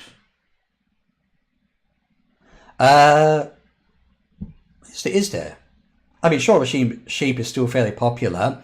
Like, I could swear, like, no, I saw a reaction from someone, but that reaction was up years ago. They appeared to be a Shaun the Sheep fan when there was a Shaun the Sheep reference in something. So, but I must watch Invincible because I'm invincible. You know, we were talking about that with Anna yesterday, and I'll have to look it up. It might be a good thing that they showed Star Fox in the poster, because I'm sure someone would have spoiled it just to be the first to say it, or maybe even have a chicken jockey moment. And word started spreading. The moment Star Fox appears, throw your popcorn and things like that. Even though if you go on to a Game Explain short about Star Fox, thankfully that didn't happen when I went, even if, well... Yeah, the moment associated with Star Fox that Game Explained thought was going to happen was very downplayed, I thought, but you never know. There might be a chicken jockey moment, in which case, guys, please don't throw popcorn and stuff during Super Mario Galaxy, please. But I trust you guys in the chat, you have good etiquette for the cinema. Oh, yeah, and Spider-Man is my favourite superhero as well. Also, you spelled favourite with a U. That's okay. Because he's super relatable and probably the only superhero who can relate to the life of being your average teenager, but he simply has more pressure on him because he's a superhero. Yes, no, I absolutely agree. That's certainly why I like Spider-Man, but is the Shaun the Sheep movie Halloween themed by any chance? I'll have to look it up. Hang on. If I'm going to know more about Shaun the Sheep, it's to get a screen grab. He's simply a hero that no matter how high he gets knocked down, he always finds a way to get back up. Rocky 6 has a good dialogue about that. And also, I think you should try playing the Spider-Man games because they are very good and very relatable. So, I have played the old PlayStation 1 era Spider-Man game. I have played the modern Spider-Man games, 2018 Miles Morales and Spider-Man 2. I did reviews for Spider-Man 18 and Miles Morales. I've not... Oh, no, I did do a stream. I streamed my first time playing Miles Morales. So I have done a Spider-Man stream. I thought I haven't done that. And you guys don't throw popcorn, just be... Swan. I got kicked out of here because my friends encouraged me. Don't... It's okay. But I still forgive you, but it's not like... You give into peer pressure or whatnot. I think even Jack Black had to come to a cinema screening and actually urge people to not react that way. I mean, just even a little chuckle or a woohoo when he screams "chicken jockey," that's fine, but not throwing stuff about. I think people were... It's like if you might be an unsuspecting victim of a food fight or something. It's like, oh, geez, come on, I didn't want to get food thrown at me. Even like, especially in food fights, you see in those movies where they shout food fight and things happen. And I've never been part of a food fight, and I'm pretty sure I don't want to be part of one. But at least you're not the same person. Well, we all have our character development that is life and growing up. If someone were to even make a movie about me. Wasn't Flint and Steel also a meme? I think it kind of was, but where did that originate? Or maybe someone even got in trouble for also even saying it. Maybe it's because they were talking about, like, say, fire or something like that. Even fire, goes back to, like, say, Beavis and Butthead. We'll leave it at that one. Spider-Man tends to be more relatable because Peter Parker is not a popular guy nor a rich guy, and he has a lot of loss, but he keeps fighting for what's right, even when he faces selfish temptations. Well, remember, with great power comes great responsibility, which is also something a lot of YouTubers may not follow when they get bigger followings. Or maybe even when they even started before the big followings, they are not responsible people, and they might even work at video game shops and sell GTA 6 to kids, regardless of ID, and I'm going to bring it back to that. That's why I love Spider-Man 2, and when I was in the hospital, Spider-Man was one of the only characters I would look up to because I always saw the hope and relatability in him. That's so touching. Lord of the Rings was also when that movie trilogy came out, and I spent a lot of time in hospital, and I was reminded that even if you are literally or figuratively small, cannot think you do much like, say, a hobbit does, you can. Even the smallest person can change the course of the future. Even a teenager going through loss can save us and provide a good example. And it's...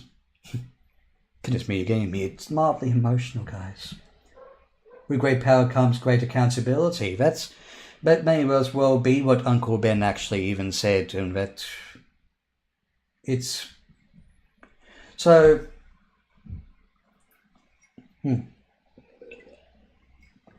So even going back to the first Spider-Man movie from 2002, so even Uncle Ben, Flash Thompson, when he got beat up, he probably deserved it, but just because you can beat him up doesn't give you the right to. And then you also remember that line when he really properly donned the Spider-Man costume, or Spider-Man outfit, really. And it's about, might as well have that power and do responsible things with it. It's especially when the more, the actual proper supervillains appear rather than just the random crooks on the street, which really does test Peter Parker, or even sometimes Miles Morales, just... to test, their limits at any given point. And even, of course, if you've seen the first Spider-Man movie about who Green Goblin actually is and all that. But also the Spider-Man movies are so memeable, considering what we were talking about memes before. I just randomly think of Willem Dafoe. But I'm something of a YouTuber myself. Power is having the ability to do all and the restraint not to. and Spider-Man is a philosophical case study after all. I need to look up if there's any philosophical videos or case studies about Spider-Man. It would especially be good for moral philosophy, specifically. What other philosophical schools of thought could Spider-Man fall under? Well, moral ethics, well, yeah. What other schools of thought? Dang, there's a good many of them. I mean, I'm not sure if, not that I want to delve into it too much, if Spider-Man has ever been discussed in religious philosophy, but although you've got, say that moment in Spider-Man 3 to its small degree, dang, there's so many good schools of thought that Spider-Man could apply to.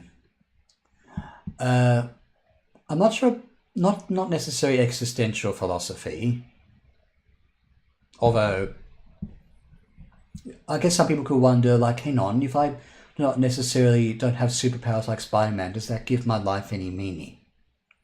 But that's a slightly different look, I guess. Bully Maguire. Oh, yes, the memes. Yeah, Bully Maguire, Green Goblin.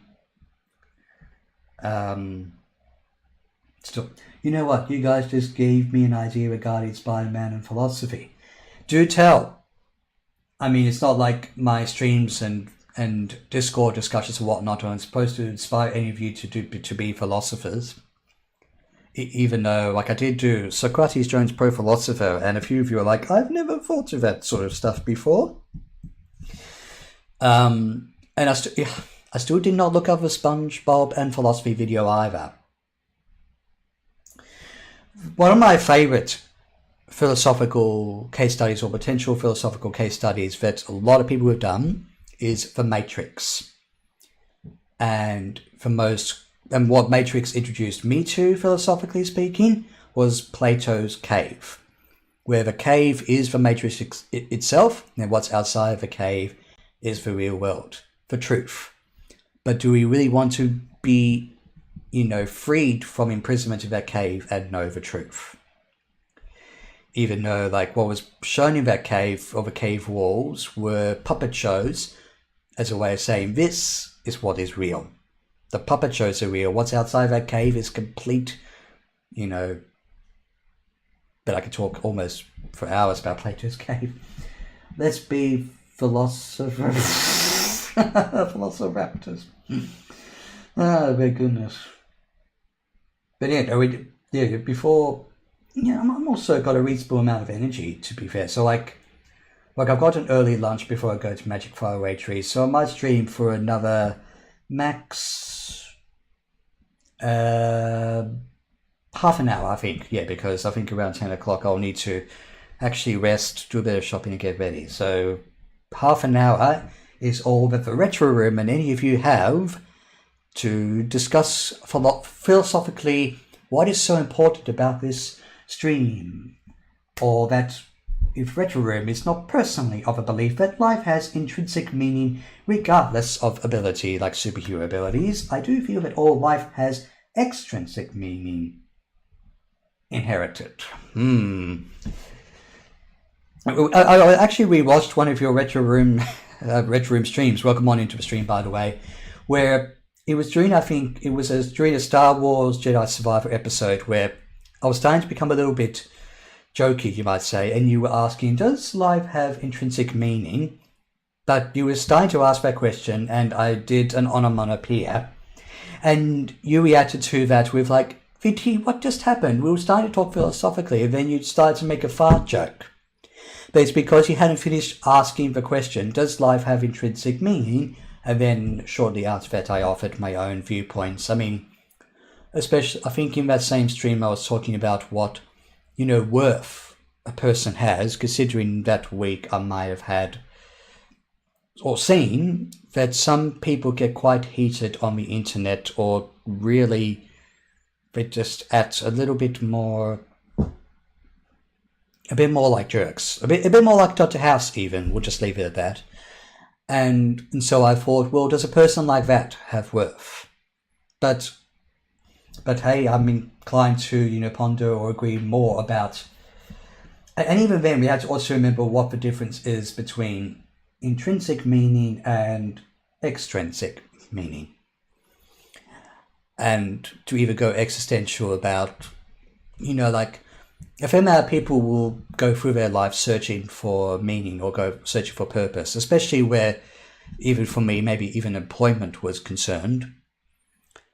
But at the moment, or in the long term, going back to the last 2, maybe more years, it's like I'm searching for meaning that's not necessarily tied to employment, but other people do because it gives them purpose, a routine, or a job one may get is to, is a job that is more about helping people. Or going back to Spider-Man, of course, he used his superpowers to help people in trouble.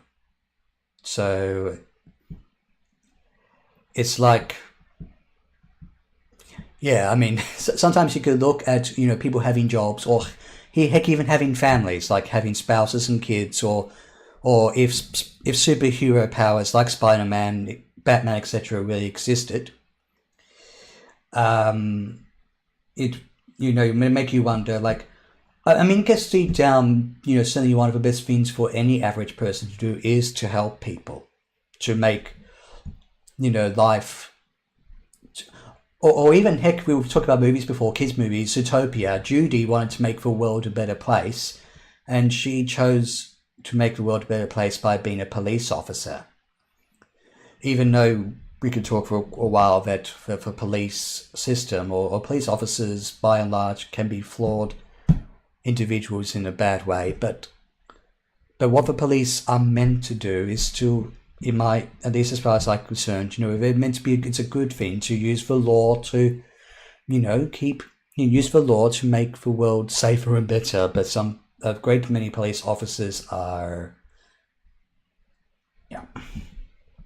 some people take a job they're good at, that pays well, even if they're not passionate about it. It supports them for what they do and feel purpose in, like family, and to have food on the table. And having bounced a few different jobs was recently, I found in all of them about 15 to 25% of my work was always really fulfilling. The challenge is making most of that 15%. Or some only wanted to do jobs very in line with what gives them purpose and they feel passionate about. And definitely the latter, because you're interested in filmmaking. But even going back to Anna's question, so, to really define intrinsic and extrinsic. So let's just look at Retro Room's comments again. So I guess it's more about, so you obviously got, so it's about the words internal and external. So someone was, say, really horrible to me, that's an external circumstance. But internally, I can, think internally about what life is about. But then again, but there's also, what is the best meaning for, I can completely understand people who let the remaining 70% drag them down. Well, yeah, like a fair amount of jobs, I'm just going to look up, intrinsic and extrinsic meaning, especially more specifically. So like a fair amount of jobs, a considerable amount of jobs, we could be potentially treated as cattle by the higher ups. We're just numbers to them. It's hard to find a job where you're not treated that way, or more to the point, you can do a job that you're capable of, but it also gives you meaning, helps people. Well, when I was little, and it was partially because of Doctor Who and people in my family, I also wanted to be an actual doctor. And a doctor can help people, but I do not have the knowledge and all that experience and stuff to be a doctor. Though, if you give me a film or movie script where I can act as Dr. House, I can come across as a doctor.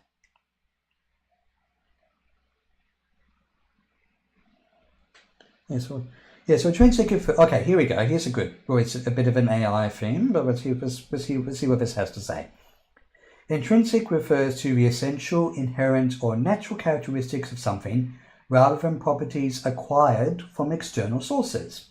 It means belonging to the very nature of a person or thing, often used to describe fundamental value, motivation or anatomy situated within.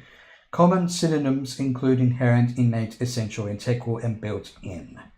So if I want to look at extrinsic meaning, describe something not inherent or essential. Okay, there's even a little picture. So like there's a picture of a person's head side on. Intrinsic motivation. That's a good way of phrasing it. You've got purpose, interest, mastery, curiosity, and pride outside of a person's face for extrinsic motivation. You've got grades, points, money, career, exams. I mean, that's motivation. But what's just a motivation and meaning tied in that regard?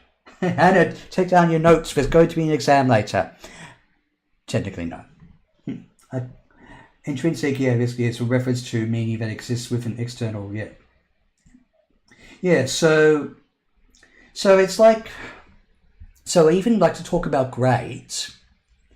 Well, I guess, so internally you could be like, I want to get an A+ because I want to, or your family or whoever else could say, Viddy, work hard, get that A+, damn it. But it's like, and I mean, we were talking about pressures before, or at least jobs where the bosses, might. So it's been a 10 review. I swear, if I can make my computer games run better, then certainly I could do Socrates Jones Pro Philosopher too. Oh, so I am not put on this planet.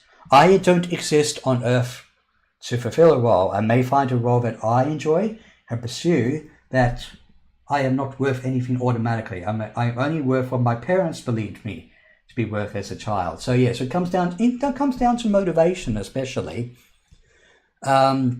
So like my parents were generally supportive of me pursuing filmmaking degree from 2008 to 2010.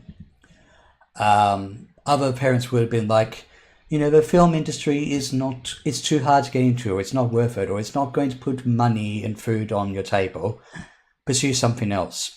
Or heck, even speaking of Jack Black as Bowser, School of Rock, Jack Black's character was more interested in putting on a good rock show and sticking it to the man rather than getting a day-to-day job or something. Even though, like, School of Rock is, of course, unbelievable, is that, you had to go through more checks than what the characters did to check that, your substitute teacher is actually a teacher, but inspiring kids to basically be non-private school conformists and stick it to the man or something. Maybe that could also form under the whole philosophy surrounding intrinsic and extrinsic meaning, like, if the whole world is run by the man, it's run by the authorities. The authorities, could be in charge of. There are some parents who just pursue what will make you a lot of money quickly on a more direct path. Or even to go very loosely with what I've seen in regards to Chrono Trigger, or at least a review about it. Resonant Arc, one of my key creative process inspirations, did a review of Chrono Trigger, talking back to when they first played Chrono Trigger. They were suggested by Mike, that's one of the key people, was suggested by their parents to not pursue filmmaking or whatever, or to pursue what the Nintendo reviewer was talking about. But when they played Chrono Trigger and heard about how it was developed by the Dream Team, they were like, I want to do projects or storytelling and what that is also inspirational, because of what the Dream Team really want to focus on with Chrono Trigger. And Chrono Trigger is also a simple but decent tale about resilience and whatnot. I mean, the title character Chrono just saves the time and space continuum because he wants to and because he can. Not because some higher up said, Chrono, you were chosen to save the time and space continuum from Lavos.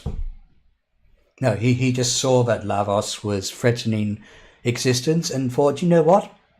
I've got my sword, and I've got Mal and Luca of the like. I can save a time and space continuum. And even the Doctor and Doctor Who kind of chose. I do what I do because it's right. Because it's decent. And above all, it's kind. Just that.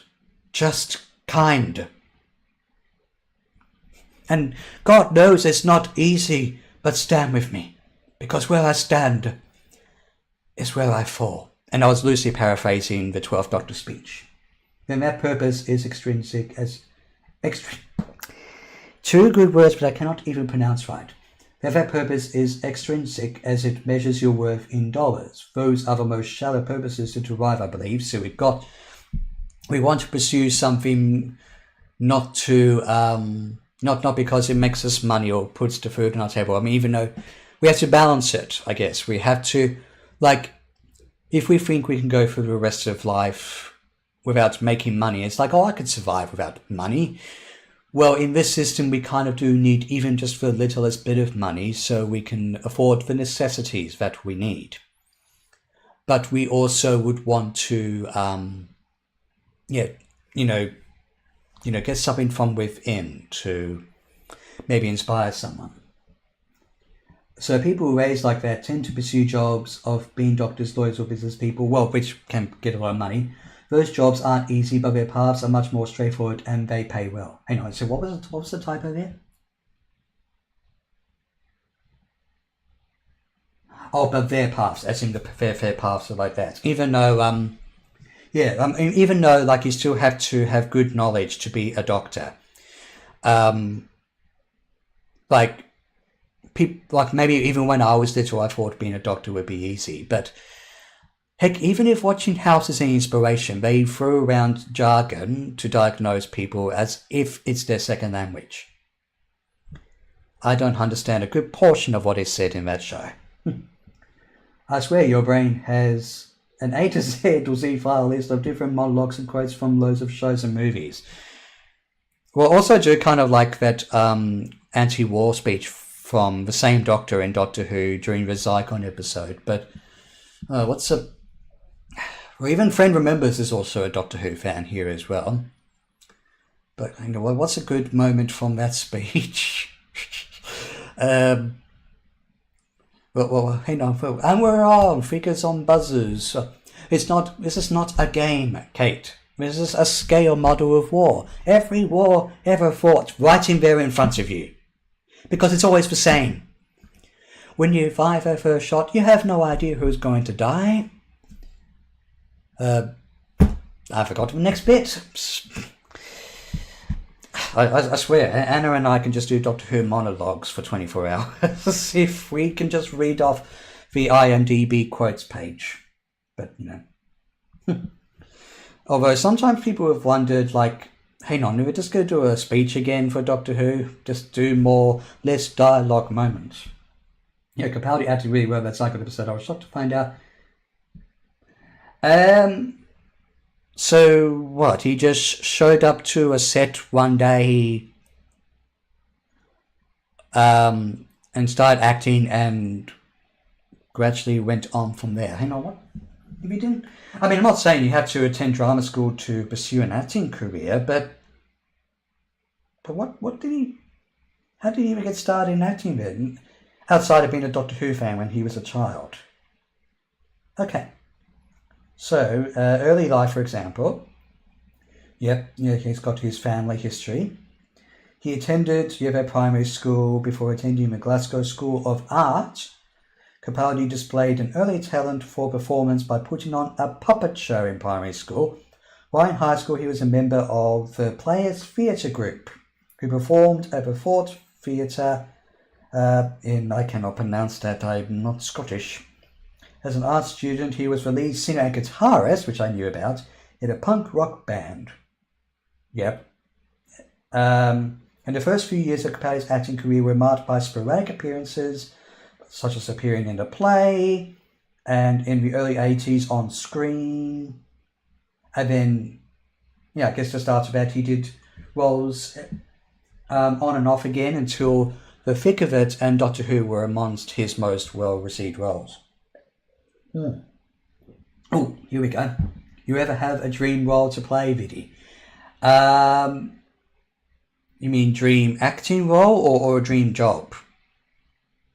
Although I have always wanted to, well, not always. Some of the time I thought, what if I were to play the Doctor? Maybe nowadays I wish I could be Dr. House so I could actually come across as a jerk sometimes in my darkest moments. Life is just a hyphen in the middle of a sentence of non-existence. A legacy of money is one more easily forgotten. Retro Room, can you write for Doctor Who, please? Write some more philosophical stuff. I think Doctor Who could go with some more philosophical angles, including, as what Anna and I were talking about, do the ends justify the means, or going back to Genesis of the Daleks. Yeah, I don't know how he started, but yeah, how to get started as an actor has changed in the digital age. Yes, so we have YouTube, where if you want to be an actor or musician, you could get noticed. So I mean, I'm not necessarily, a believer, as they say, but I know Justin Bieber got started because he filmed himself playing guitar or singing whatever, and then he got picked up and became one of the most popular modern age musicians and performers in the world. It's not like it's not like this stream right now would lead to me being picked up by someone, say, hey, Viddy, or insert real name here, we want you to do something. Or maybe even once I got a message on Instagram to a request to maybe review something, or here, take this sort of thing, but I don't do that sort of thing personally. It didn't start the same way. The actors from 30 years ago had to get noticed, including Peter Capaldi himself.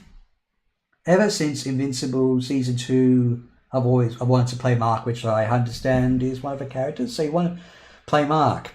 Hey, production team, get Red Swan on the phone. He wants to play Mark in Season 3, right? I don't know that I'm skilled enough, good sir, but I would write for you. Yeah, just write, write,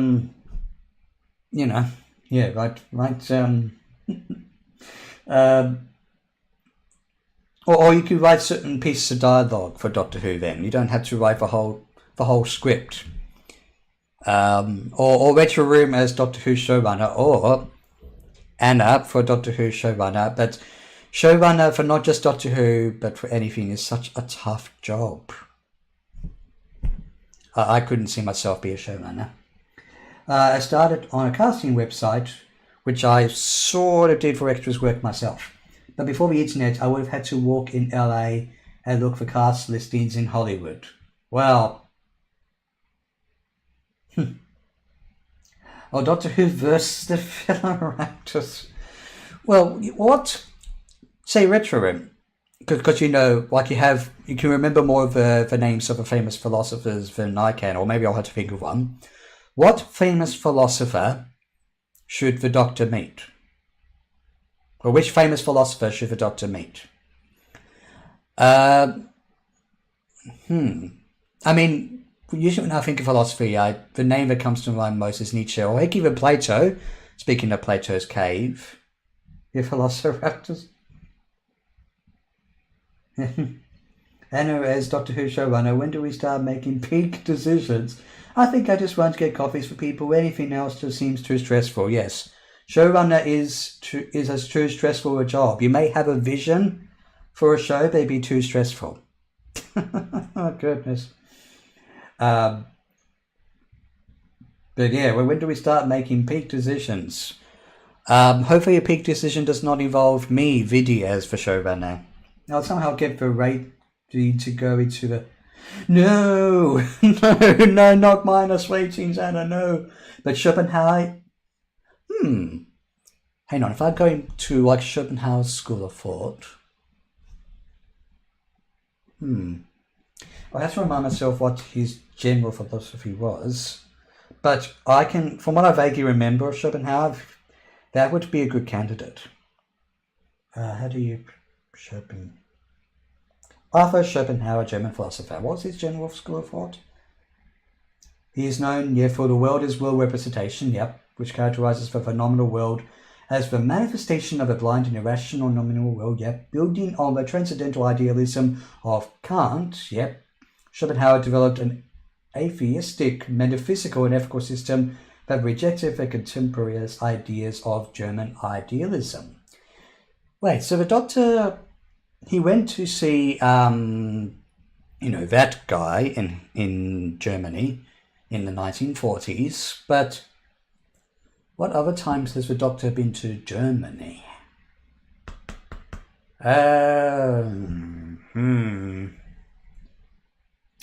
We probably want to avoid Germany as much as possible because there's only one famous character the doctor could not be best meet. The doctor's optimism will be matched opposite. Oh, yes. So, I'll call up the BBC or whoever's in charge of Doctor Who these days and have the doctor go backwards in time, considering what Red Swan was asking, backwards in time and meet Schopenhauer. It would also make for a potentially more nuanced script, because I kind of want Doctor Who scripts just to be a little bit more nuanced. Mind you, we might get some more nuanced, the audience would be lost along the way. If a doctor could meet Schopenhauer or some other kind of famous philosopher, I would be so there. Just don't ask me to write the script. Very, very rarely, as say for the one with the cupboard. Great, I'm putting him in the cupboard. Yeah, put it in the cupboard, as Rory, the doctor's companion, says. Hang on a second. Jodie Whittaker's doctor went to Germany, right? Yes, she did. And the master tried to hide himself in a scene that undeniably has been met with a divisive reception. I'll just leave it at that because I cannot even say the word on here. LKH. Hang on. What's the acronym for LKH?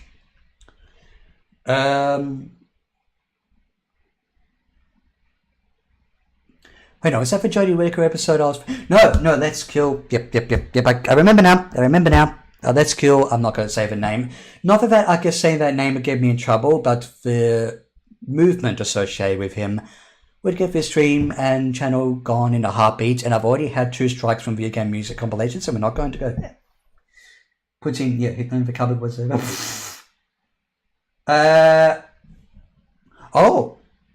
A take on the episode Let's Kill Hitler. Nuance. Well, I remember seeing a deep retrospective on the Matt Smith era, and they thought that Let's Kill Hitler was underrated. Considering I'm talking about Doctor Who now, but not this. That's okay. I guess nuance or no, the most common thing I think what was talked about was hang on, we're just going with the whole Stephen Moffat idea again of bootstrap paradoxes of so I have Beethoven's Fifth, so I'll go back in time and make Beethoven's Fifth, so Beethoven's Fifth appears, so that I go back in time and it keeps on going. Bells exist so that you go back in time and leave a melody. I think I've already confused Red Swan and the Nintendo Review and others who do not and maybe even Retro Room as well, who do not understand bootstrap paradoxes. But I think we can type up or say Hitler's name, but not the party that he was associated with. Not the party. And even then, if I were to do a review of, say, Cabaret, if you've seen that movie or musical, it's... Anyway. So it's one of my favourite episodes where the Doctor finds out who he or she was. Well, they kind of know what their name is, they just won't say it. The Doctor's name is Viddy, though. I enjoyed the episode a lot. Once in a while, like it when the show goes screwy, we want to just... So you and nuance will know it was a fun episode, considering we were saying that Super Mario Galaxy doesn't really have nuance. It was a fun movie. We could just have fun with Mario, Doctor Who, and things like that. Who is... Well, knock knock. Who's there? Doctor? Maybe the Doctor Who is the Doctor's real name and they just... They clearly needed us... Yes, so we need a Schopenhauer episode for something a bit more complex. So I'm just trying... Now, my favourite one is the one with the Doctor... The Doctor's name is redacted. Spoilers. Yeah, imagine if a Doctor can finally reveal in some kind of big momentous episode, I'm known as the Doctor, but my name is redacted. Really? The name is redacted, okay, what? Mind you, who are we really? Not just talking about name, but also our life and motivation and purpose. Maybe the Doctor meeting Schopenhauer can come up with some kind of, although that was only just a general one. Yeah, philosophy, so theory of perception. And it goes, and as Retro Room said, the Doctor is optimistic enough to even go against, or at least provide counterpoints, or just have a good old-fashioned chat with Schopenhauer. Yeah, I'll be a bit of a assume skeptical result on causality than motivated. Yep. The difference between was this can't simply declare that the empirical content of perception is given to us from outside, an expression with which Schopenhauer often expressed dissatisfaction. Here, on the other hand, we was occupied with questions: how do we get this empirical content of perception? How is it possible to comprehend subjective sensations limited to my skin as the objective perception of things that lie outside of me? Perception, or especially talking about realities, would be an interesting one. Almost every time travel story ends up with a bridge trap. Maybe it does, Retro Rare. Maybe it does. I bet it is who? Yes. So I'm asking, who's on first? Yes. Okay, well, who's on second? No. Who's on first? Okay, well, who's on first? Who's on third? No, I don't know. No, I don't know third base. Okay, right. Yeah, the Doctor told us to Google what's... I'm part of the biggest data or database. Look me up. I'm the Doctor. Maybe you'll meet someone whose last name is redacted. My name is John Redacted.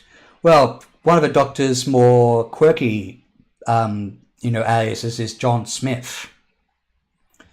By the way, I don't think I ever found out your name. Smith.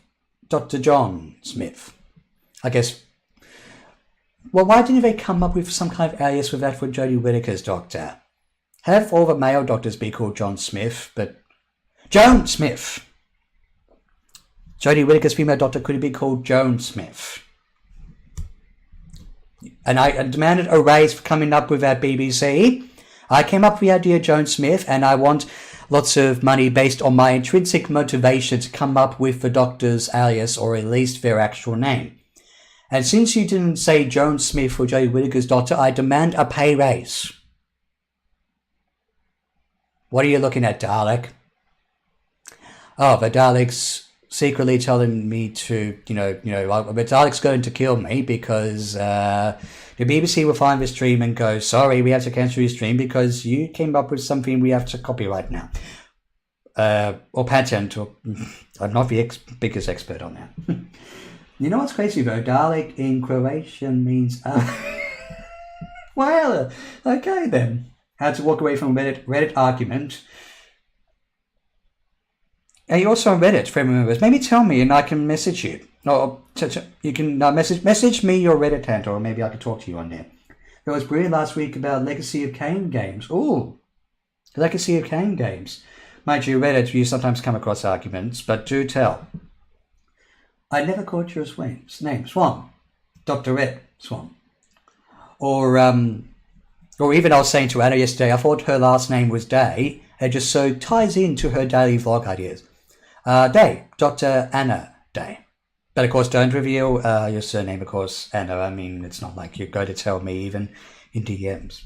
According to Google, my last name is Reviewer. Well, we were saying on the last Talking to Camera stream that you couldn't be a doctor, like an actual doctor, because of your last name. Your acting filmmaker channel is, first name, last name. Yeah, we cannot have you actually, have a doctorate or whatever and be an actual doctor. Oh, okay, right. Oh, it's a series that has time travel. So a question being asked was, why don't people accept Blood Omen 2 is a sequel to Defiance? Well, I've not particularly played the games, but at least of all know about its time travel, so I probably wouldn't know. But by all means, DM me your Reddit handle, friend members. Here we go. Yeah, I suppose using Jane Smith would sound too much like Sarah Jane Smith. And that's also how the Doctor met her, because of their namesakes. Oh, it's not a sequel. It's a prequel that happens because the timeline, I guess, that has changed. So it now happens before that game because of events that happened in the bridge. Is that a bootstrap paradox? Dr. Anna Day, is she the new Doctor? Yeah, so I only watch Doctor Who again if Anna is the Doctor. I have my standards. Or maybe the Nintendo reviewer can be the Doctor. It's about time we had an American cast as the Doctor. Mind you, it's much more of an endearing British tradition to cast someone who is mostly British as the Doctor. Plot twist of the century. I should legally change my surname today. Yeah, you do that. Yeah, change it today so I can... But then again, I would know that your surname is Day, and I mean, I'm sensible and respectful, so it's not like I'm going to reveal, hey, guess what, everyone, and his last name is Day or something. But at the same time, like, some people do have their full name on any given YouTube channel, whether they do vlogs or acting, filmmaking, or music. Well, music would make more sense, because unless you really want to go by an alias as a musician, then you wouldn't... Wait, is Blackery Emma's last name, as in Emma Blackery? I'm pretty sure it is. Yeah, that would be wise. One reason I didn't pursue a career in medicine. Or Dr. House could have pursued a career in architecture or real estate instead of being a doctor. Still, I think, he possibly thought that people could have actually thought on live streams that... goodness me, they're constantly, lying all the time. The only variable is about what. By the way, let's see who's up for clinic duty, I see. So Red Swan, I don't particularly want to be on clinic duty, but I'm Dr. House. Let's see what your problem is. An Argentine doctor. I'm not an Argentine doctor, but I guess that means you've been prescribed with, prescribe you with pills for... deciding who the next doctor should be, sort of thing. I think that's how we should treat that. Next one, with the dental reviewers, female clinic duty would be what audiences go for that. I wouldn't mind playing the Doctor, but I wonder how audiences will like an American Doctor. Well, that means I would have to see a lot of British patients in clinic duty and see if they can accept an American Doctor. I can just diagnose them with narrow-mindedness. But understandable because it's more of a British tradition, so they can actually... I'll drop a Dr. House ad, I'm sorry. And I'm not even like to sound more like Hugh Laurie. But I guess people are divided. Some say it would make a nice change to have an American Doctor. Some people say, no, please stick to the British tradition. Or in my case, cast an Australian Doctor, even though my manner of English is so similar to English, let alone British English. I'm not going to lie, my family would completely stop watching if a Doctor was American. Well, I think that's a very fair point. Never asked Viddyos, but what do you rate my... Oh, you never asked, but what do you rate my Galaxy out of 10, and did you like it more than Sonic 3? Ooh. I mean, am I judging by standards? Because I do prefer the plots more so of the Sonic movies, and it's not because... of Sonic necessarily, it's because I think the plots actually have a bit more to them. I mean, Sonic 3, off the bat, is still my favourite contemporary Sonic film, or movie, really. Film and movie, yeah. People say film as a more artistic thing, movie is a less artistic thing. Quote me on that if I've got it wrong. Sonic 3 is better than both of the Mario films. But judge on their own standards. I mean, I'd give...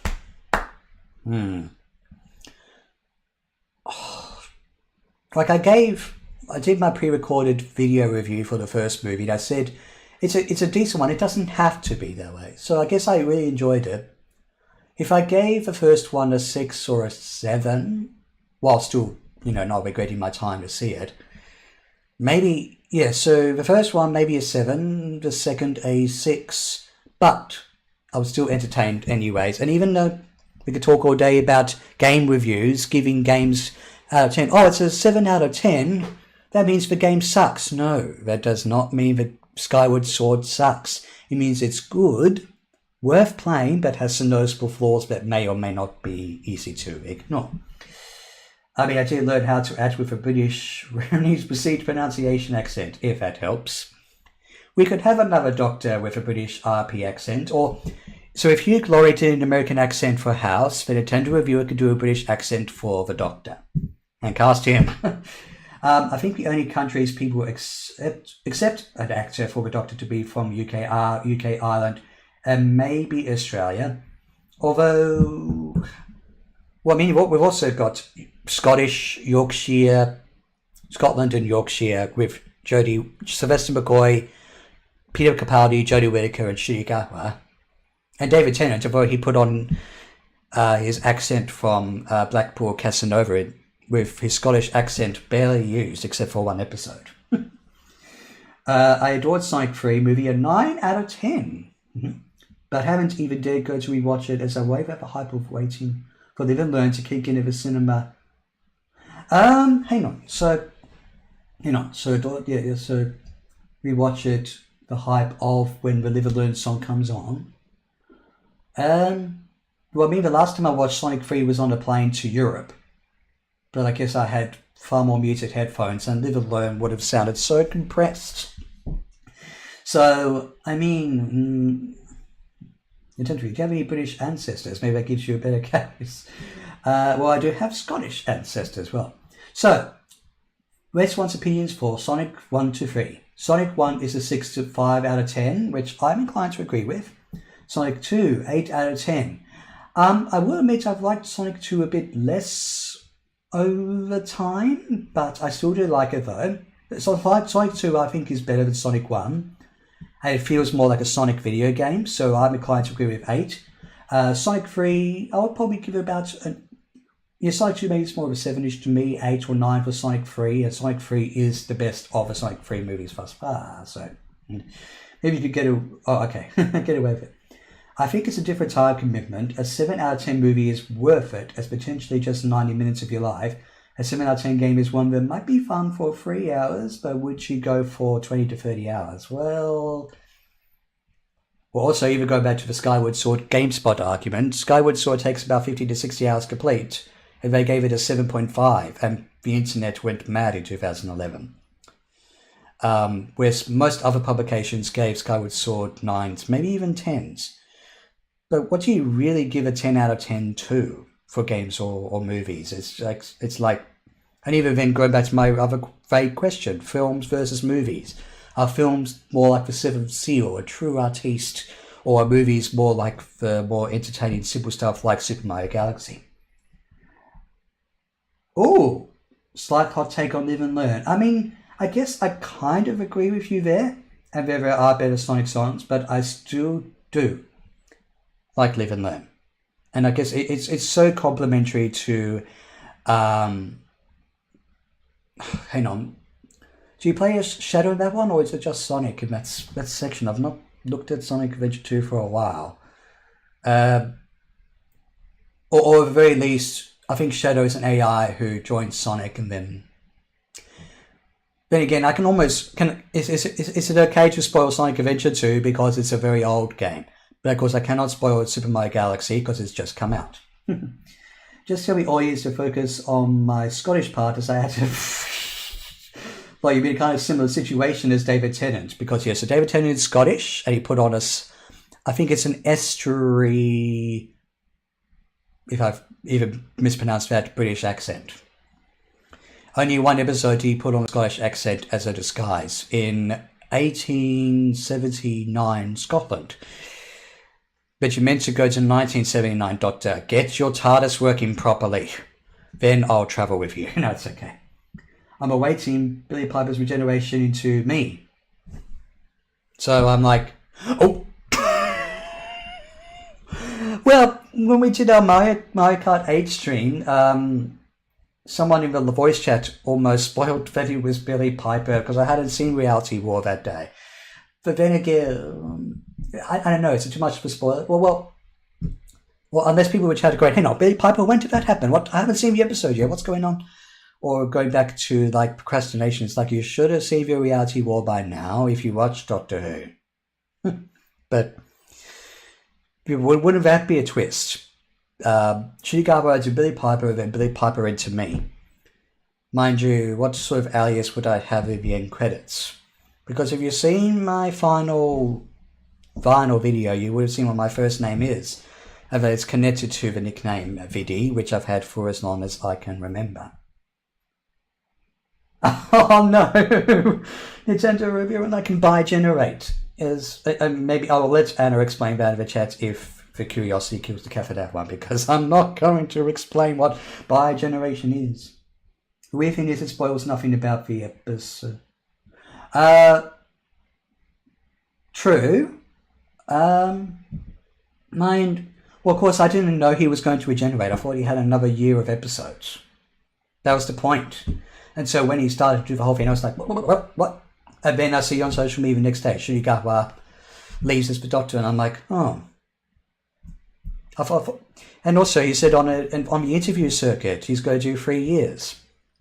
And like, I will admit Shigawa is not necessarily one of my favourite Doctors, but I'm like, when Reality War was coming on, I'm like, ooh, how's this going to end? So we can go on to 2027 with Shigawa. What's going on? Why is he regenerating? It was so hard not to talk about the episode of the day broadcast. Indeed, especially with time zones. Because I was playing Mario Kart in the morning, and I don't see Doctor Who episodes usually until later in the day. So, imagine if people were talking about the Series 3 episode with the Master. They said, wow, that seemed... yeah, so the Titanic it's not a big spoiler. It's tied into this Christmas special. Mind you, so like... Well, although you spoiled Utopia when the Master does appear. So...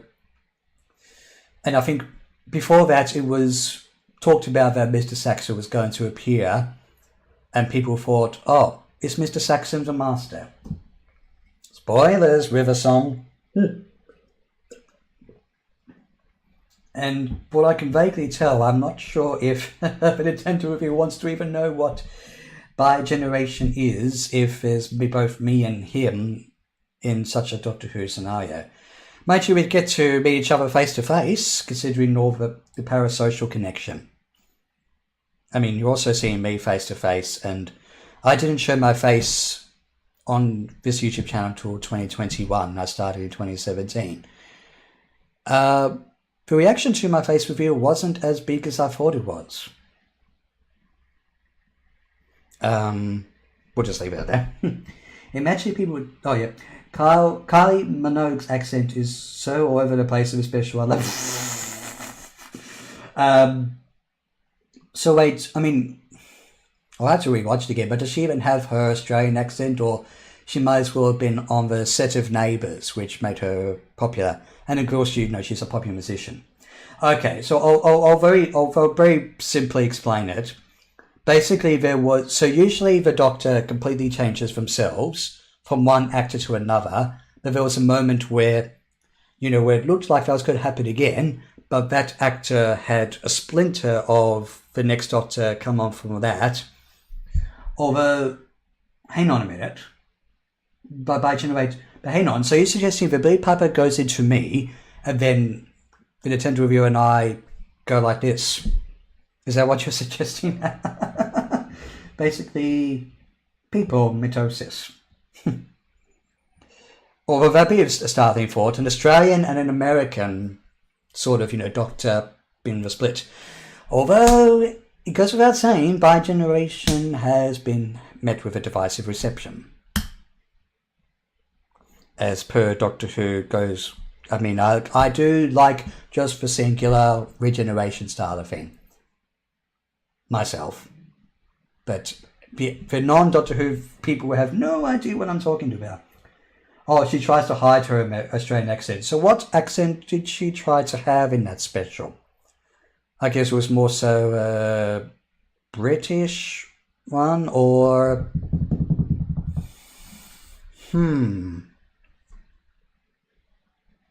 yeah, it had to be British one if her Australian accent slips in. Oh, Viddy, you have to go. Have a great rest of your day. Great stream. Take care. And byes to you, Swan, as well. Thank you for joining in. In fact, I think, yeah, I'm even starting to get a little bit tired myself and a little bit, like even my brain's starting to get a little bit tired. Oh, with some type of British accent. We'll just leave it. We'll have a few more messages, and then I think even I'll start calling today, because if 10:30, yeah, so if I can also get properly dressed, do a bit of errands, have an early lunch, and go and see the Magic Faraway Tree. Maybe on my Discord server I can even reveal how that movie went. Oh, a bold suggestion. I might do a Sonic Racing Crossroads stream tomorrow. He really wants to play it online with me for your review. I wish my health has been so much better lately, always been diagnosed by Dr. House, because my health just sometimes feels like it crashes when it comes to playing games, because I could join you guys. Mind you, maybe I might be well enough for when you do Sonic Racing and I, or could I? Well, it's not like I've not played games at all lately. I've been playing games a bit, but at the same time I do feel a bit... Maybe I'll try and see if I can find a time in the next couple of days to practice. Do some basics, but I think I'll probably come last every time. And Fred Webbers likes Crosswells. Do you want me to DM you when the Nintendo reviewer is doing his stream? Or here's a Doctor Who reference. Don't forget to click below to subscribe to the Nintendo Reviewer YouTube channel. Because I mean, even a friend remembers, probably doesn't even know, but we talked about it in the last streams and that. AI crypto, etc. stuff led to the 26k 800 something videos channel being hacked and had to start from scratch. And the last time I checked, you got about 88 subscribers on the Nintendo Reviewers channel. So we do need to get the subscriber base back up again. Anyway, so I was saying about bi-generation, which don't mind is a one-off, but I wonder what that other David Tennant is doing at the moment. That's what people are wondering. Or people are wondering, shouldn't he be saving the world as well in his own time? I'm not sure if it's confirmed or not, but I guess he's just simply having a holiday while the Doctor or Torchwood or whoever, they're doing their part. Even I need a break from saving the world as Spider Viddy. Going to be out tomorrow. Family to man me. Oh, okay. So, yeah, so...